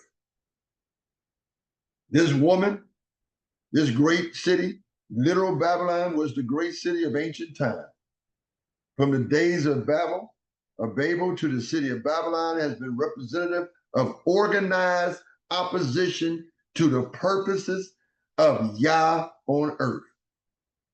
A city is highly organized and integrated association of human beings. It's what a city is. Hence, how appropriate Babylon the Great, mystical Babylon, as a symbolic symbol for the leaders of the organized, universal, apostate religious organization. And these are the final comments that I want to make here. Very important comment. In speaking on Revelation 17, I have only through this study mentioned the Jesuits a few times, but I just want to speak a little bit more on them. A few other observations. The first is mentioned numerous times in Daniel 9:25. Know therefore and understand that from the going forth of the commandment to restore and to build Jerusalem unto the Messiah and the Prince shall be 7 weeks, 62 weeks. The streets, the streets shall be built again, and the wall even in troublous times. You remember the message that Eric gave there in chapter 9, the message he gave at the time of the end, it is happening. He mentioned about the streets of being built again there in Jerusalem, and it was rebuilt in 1541. He shows you the clippings. He shows you the information on that. Also, during that same time, there was an establishment of the Jesuit order of Ignatius Loyola that happened also in the same time, 1541. And when you look at that, that was troublous time. That was very troublous time. They were the ones who came up with the Counter-Reformation. They're the ones that went against the Protestant Reformation because they was trying to force everybody back into Catholicism. So this verse ties into the previous verse that identifies the 70-week prophecy, which is verse 25, 21. This verse ties in, ties in the previous prophecy, which identifies the 70-week prophecy. That is the 70-week prophecy. And it goes actually verse 25 and 24, especially 24, because that's the one that talks about the 70-week prophecy. It's here that we see another meaning behind this prophecy. When we add the day, and Eric went through this, as a year of the 70 weeks, it adds up to 490 years of prophetic time. Then adding 490 years to 1541 comes up to the exact same time that we have now of 2031 CE. So the year of Yahushua, this is the year that we're speaking of his second appearance. I just think it's not ironic that all this is happening. I think it is meant to be this way. I bring this up to have you understand that this organization of the Jesuits is a cruel, persecuting power of the Roman Catholic Church system that was used against the establishment of Protestantism, Reformation. It was the Counter-Reformation. There has been much to say about this brutal organization in the past, and many believe it still has the same tendency, but have not initiated as much, or we don't see it like we used to see it. But the scriptures tell us, it tells us in Jeremiah 23, it tells us in Jeremiah 23:13. No, 13:23. Jeremiah the other way around. Jeremiah 13:23. It tells us in Jeremiah 13:23, can the Ethiopian change his skin, or the leopard his spots? Then may ye also do that are accustomed to do evil. So if you're accustomed to doing that, and that's in your makeup. And when I say makeup, your character, because you allow that character to be formed into this evil doing. If a wicked person is wicked, like they are dealing with the Jesuits, they can't change their spots. They Mhm. were formulated. What's that? I would disagree. I just said, uh-huh. They were formulated, and you all, I'm not going to read it. You all saw, you all read, I've mentioned it before and read it, and Eric mentioned it before and read it. And I just, it just is sickening when you can see what their motto is. Their motto is, I'm just going to put it in one word. Their motto is to destroy people that don't gravitate to the system of Catholicism. I just put it like that. And if you guys want to see the motto, all you got to do is go online, type up the Jesuit motto, and you'll see what they had to do in order to be ordained into that religious sect. So the Jesuits have and will, listen carefully, the Jesuits have and will play an intricate part in bringing together these evil forces, the sea beast, the earth beast, the harlot, the kings of the earth, and the 10 horns.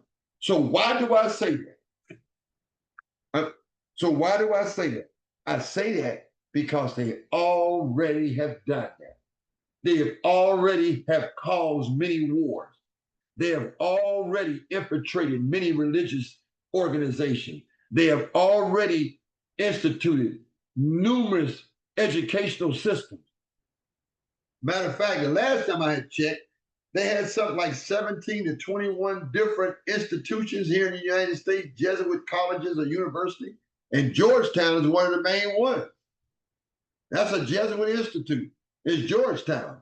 That one you hear about, Georgetown University, that's a Jesuit institution. And So- then over the secret society too. What's that? And the Jesuits over the the Masons and all that. Well, I researching past.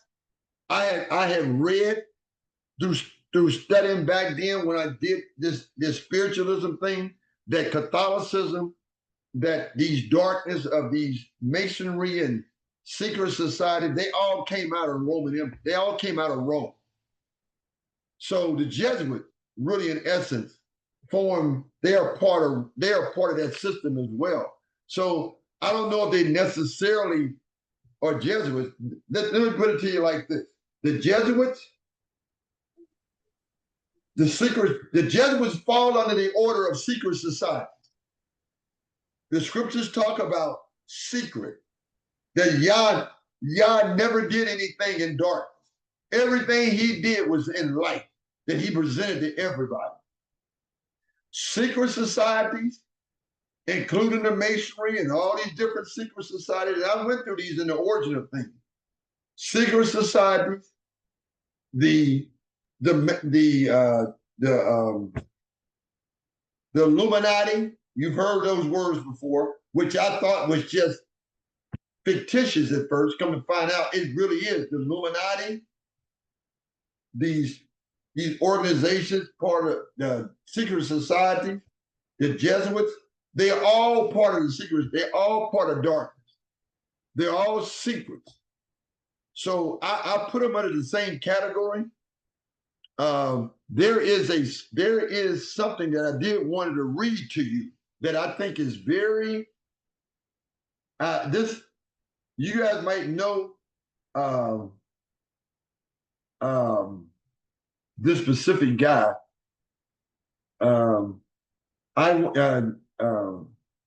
Alberto Rivero. You all know about, but he ain't the one that wrote what I'm going to read to you. I'm trying to find it. I do want to read this. This is going to take a minute or so to read it because I want to end it up with this. And it's dealing with the Jesuits. This is why they're going to play an active role, even if they're not the 10 kings or the 10 horns. Believe me, they help orchestrate. They're the ones who the workhorse for the Catholic Church. So they have a lot to do with it, whole lot to do with it.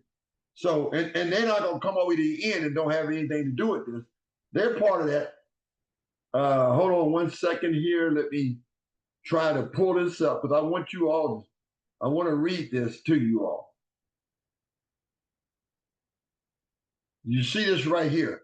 I think it comes up. I think you all can see that on the screen. It's called the secret history. See it again? Secret. The secret history of the Jesuit. And look at that Nazi sign. And then look at Yahushua supposedly on the cross, still on the cross. So you're right off that. That's Catholicism. This guy, Edmund Paris. Now I want to read this first. There's a lot of stuff here, but I want to read this right here so you all can follow me. And this will be the last.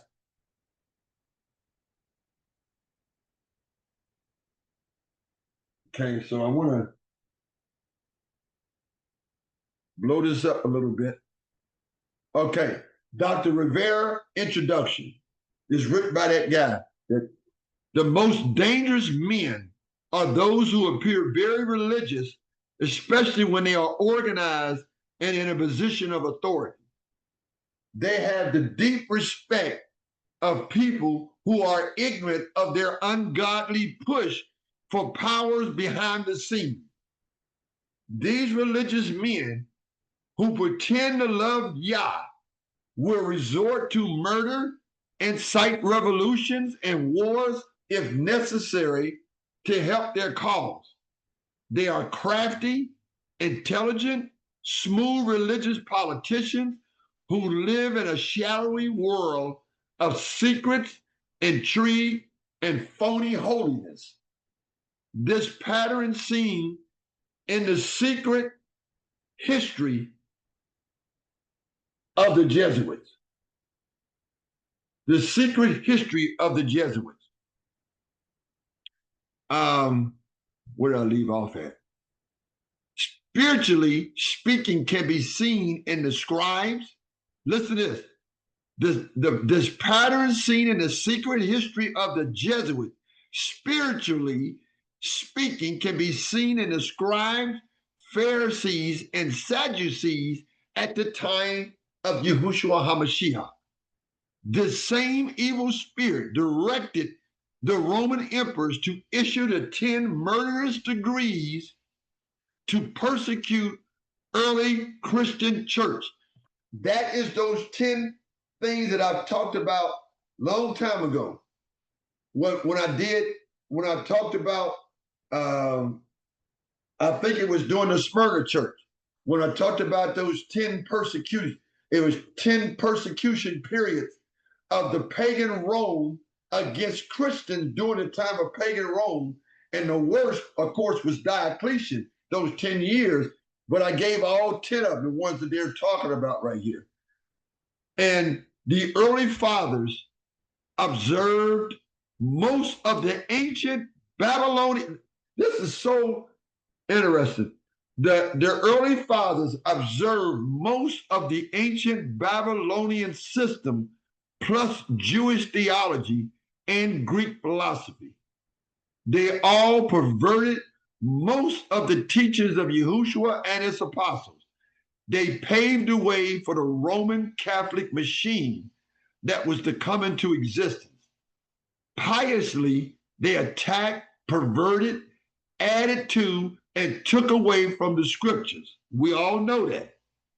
This religious anti-Yahushua spirit of Ruach working through them is seen again when Ignatius de Loyola created the Jesuits to secretly accomplish 2 major goals for the Roman Catholic institution: universal political power, 1, and a universal church in fulfillment of the prophecies of Revelation 6, Revelation 13, Revelation 17, and Revelation 18.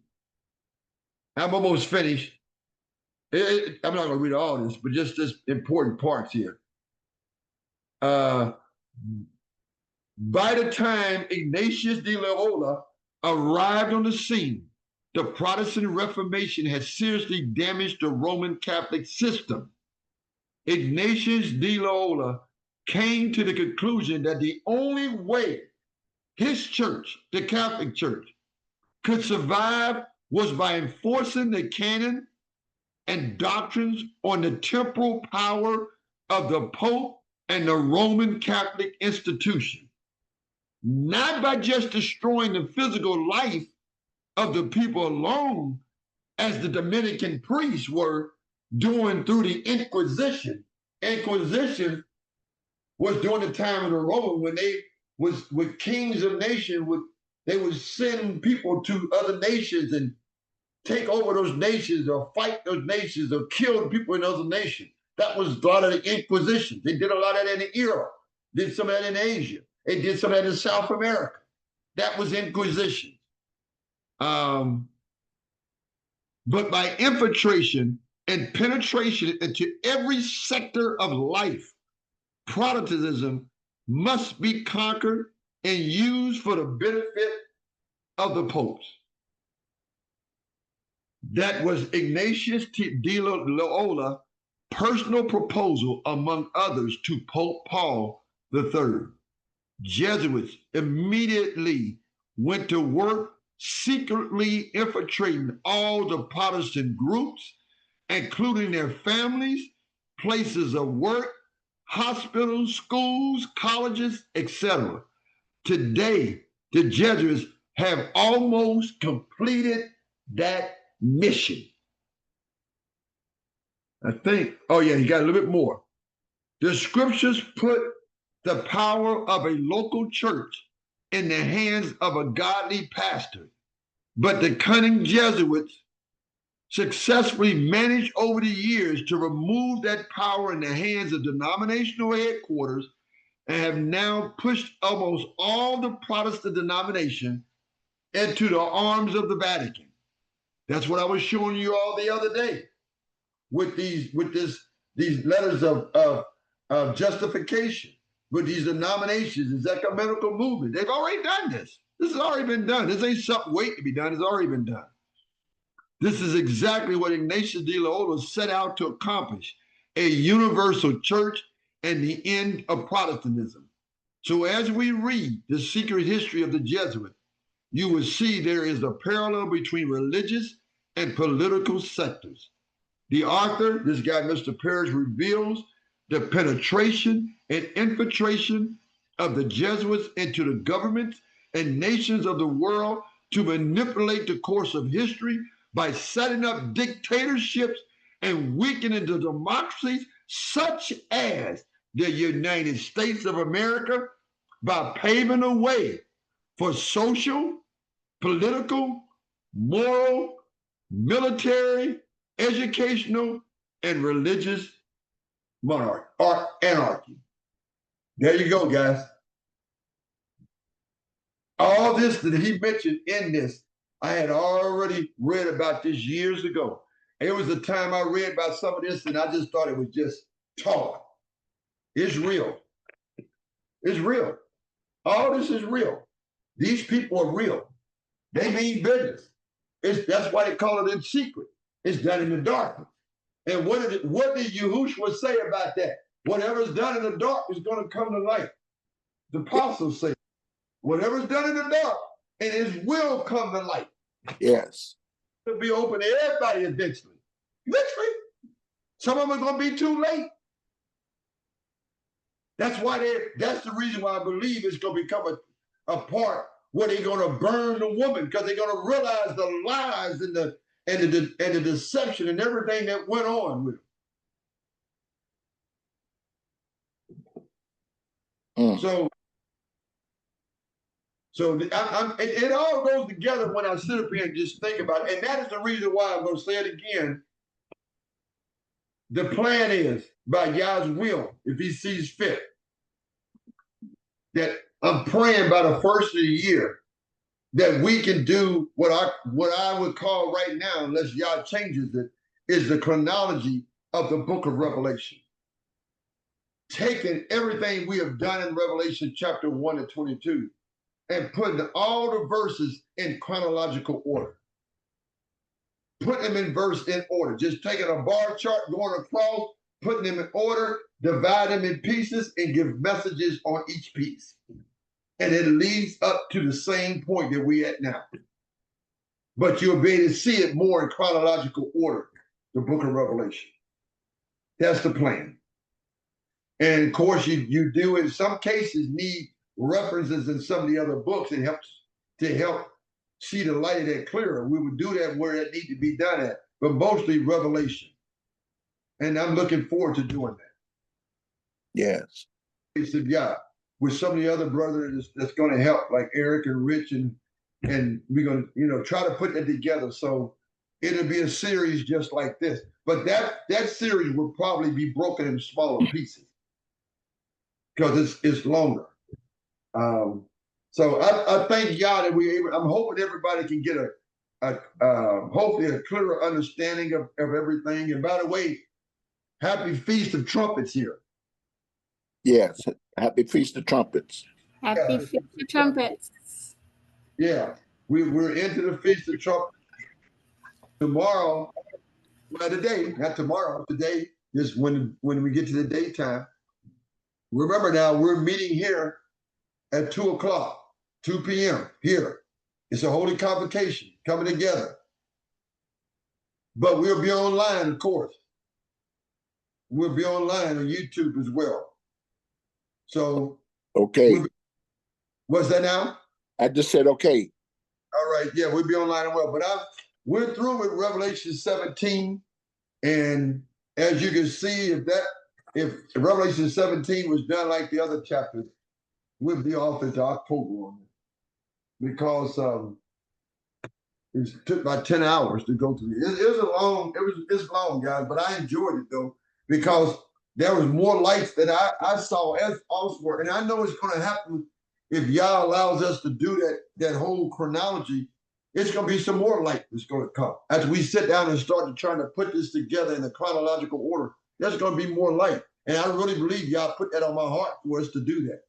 Because we in these, if there was ever a time to get the order of things in order, it would be now. Yes. Yes. If there was ever a time. So anyway, if nobody have anything else, and Tony, if you got any other questions, you can give me a call and text me, and we can get together and talk about it. If it's some of the things you want to talk about, just let me know when you're ready. If you need it. Thank you. You're welcome. Like we done in the past, no problem. So, Yep, you already know. I will call you and ask you a million questions. That's okay. We love it. So I don't know if anybody else have anything else before we close out 17 here. And again, like I say, this is a holy convocation day, just like the Sabbath is a holy convocation day. The next feast day will be on the 13th. The next feast day will be on the 13th of this month, and that falls on the Sabbath. So it's going to be like a double Sabbath day. A and D. I'll bruise it because it's the Sabbath. Yeah. Yeah. So we're going to, what's that? Hey, Grady? I thank y'all for opening up his word to you, Jim, and I thank you for hearing his word, and I thank you for your patience with us, because this was a lot to deal with, and I know we was asking the same question over and over again, but sometimes it take that before it gets in, and I just thank you for that. I thank you for your patience, and I thank y'all for giving you the patience and the long suffering. And I thank our family. I thank you all. This has been a blessing. I really appreciate this, and I'm serious about it. This has been great. Well, as I always say, I give all the praise to Yah, and I also want to thank Yah for the blessings He has put upon, in particular in these. Because to Eric, I know they don't like being called out like this, but I got to call them out because it's okay to give praise to another, but not to thyself. And it's okay, the scripture says, to do that. And I thank Yah for Eric, and I thank him for Richard. See, because for all who don't know, Richard is going to be doing Revelation 22 at the Feast of Tabernacles. Amen. So I thank these brothers for their leading out, for their production, for their precepts, for them coming up with everything. I have something about both of them, but I ain't gonna talk about it now. But there's something I believe about both of them, and Yah has really blessed them, both of them. He's really blessed them, and I just thank Yah for them, because this ministry in itself wouldn't be a ministry with just Eric, Andre, and myself. It took all of us, a family. Tony, Jacqueline, Denise, Keisha, Richard's family, Eric, everybody. What makes an assembly is everybody. Everybody. Assembly is a holy what we call it a holy convocation is the assembly of Yah's people. And that is defined by the key words, Yah's people. Because if it's not Yah's people, it will be disrupted with anything else. And that's been already proven. That has already been proven. If you're not coming with the word of Yah in its fullness, according to the scriptures, then the assembly will be disrupted. Amen. And Yah moved us past that. And that's okay, because during the new covenant, you think Paul didn't have to deal with that? Paul had to deal with that.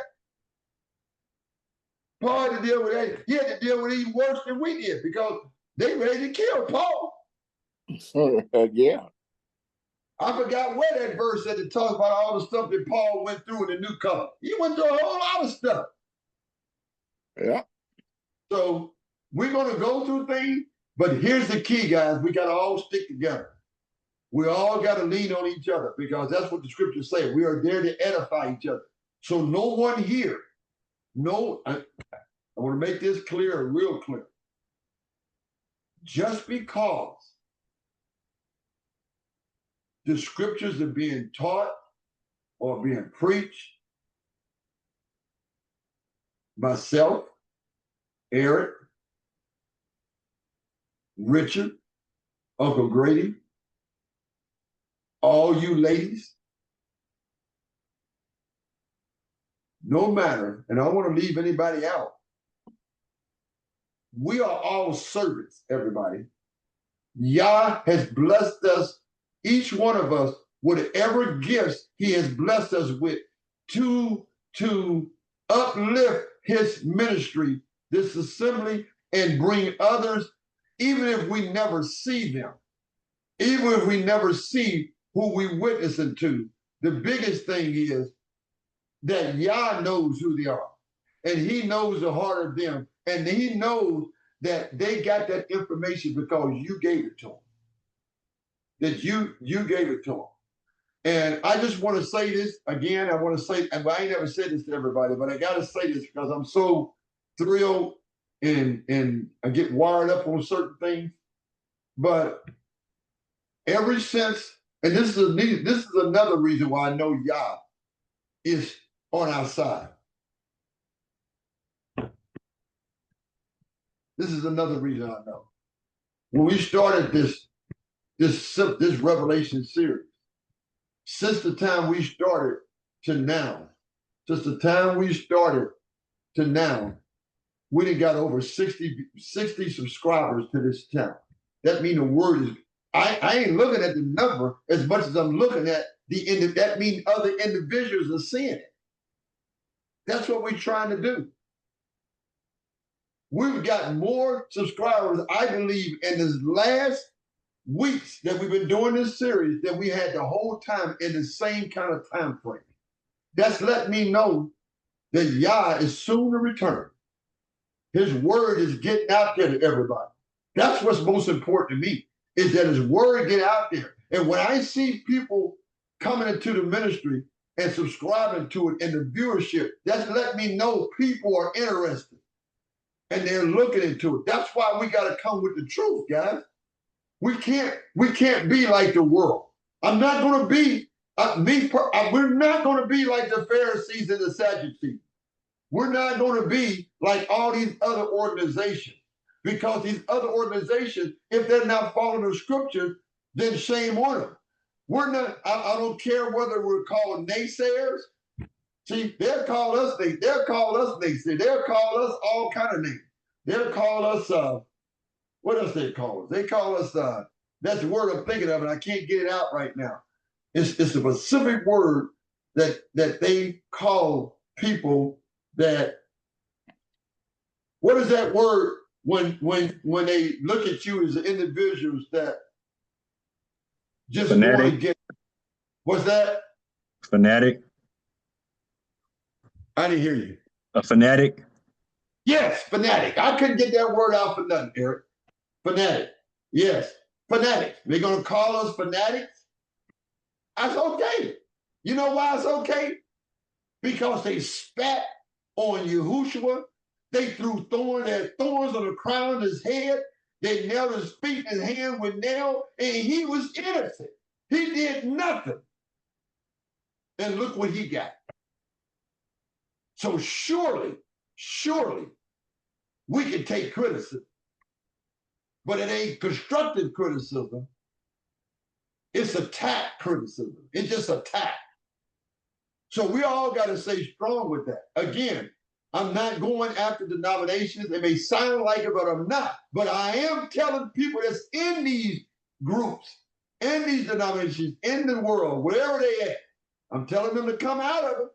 They got to come out. This week, the sermon on chapter 18, and that's come out of her, my people. Come out of her. Be not part of her sins. Be not part of her plagues. So, in saying all that, I thank God that I'm alive here today to even talk to you. And here's another thing, and I ended with this. When this is all said and done, and if I can only speak for myself, and I'm not around anymore for whatever reason, because Yah has put me to sleep, whatever reason, and I'm not saying that to you because something's going on. I'm not saying it for that reason. But you never know. You never know. I just want to let you know that the seconds or the minutes before, I like to be able to be, as what Paul said, I fought a good fight and I finished the course. Yes. I want to be able to say that at the end. That's what I want to be able to say. And I hope that all of you all want to do the same thing, that you're able, that if you're lying on your dying bed, or if somebody, if you're in a bad, dangerous situation and you're serving Yah, you said, Yah, I'm serving you no matter come what may. I don't care what situation. That's what I'm putting on all you all. That is what it's all about. I fought a good fight and I finished the course. And there's laid up a crown of righteousness, not only for me, but for all those that believe. So in saying all that, if nobody else have anything else, let's have closing prayer. Dear Father in heaven, again, we come before you this day. We thank you, Yah, for your mercy and your grace. We thank you for giving us the opportunity to come together in this group, in this holy convocation. We thank you for allowing those that are on, for us to be able to enter into this feast day that you have, this beginning feast of this winter feast, that you allow all of us that's on here to be able to witness this day, this evening, to come into it. We ask you to help us to be able to keep this day Kadesh, keep this day holy. Help us to be able to recognize that while this is not the Sabbath, it is still a Sabbath, and it's to be treated the same way as the Sabbath, the seventh-day Sabbath. And we love you so much, and we want to do the things that's pleasing, accepting you. And as it's been said, we're not following the world. While the world may be honoring this feast day on another day, whatever day they're honoring it on, we're doing our effort and our best not to follow the world, but follow what is logical and makes sense, what the scripture said. And that is our goal. That is our ambition, Yah. And we pray that you continue allowing the Ruach to work in each and last one of us that's here on the phone, all our family and friends.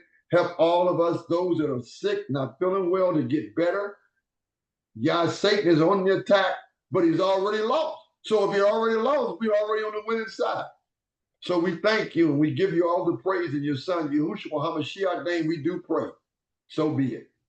So be it. Yes. So you all have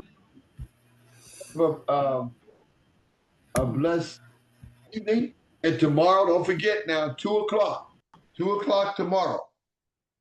All right. We're gonna meet here, and you guys online. We'll have the Zoom and everything set up. Okay. Great. Okay. Thank you.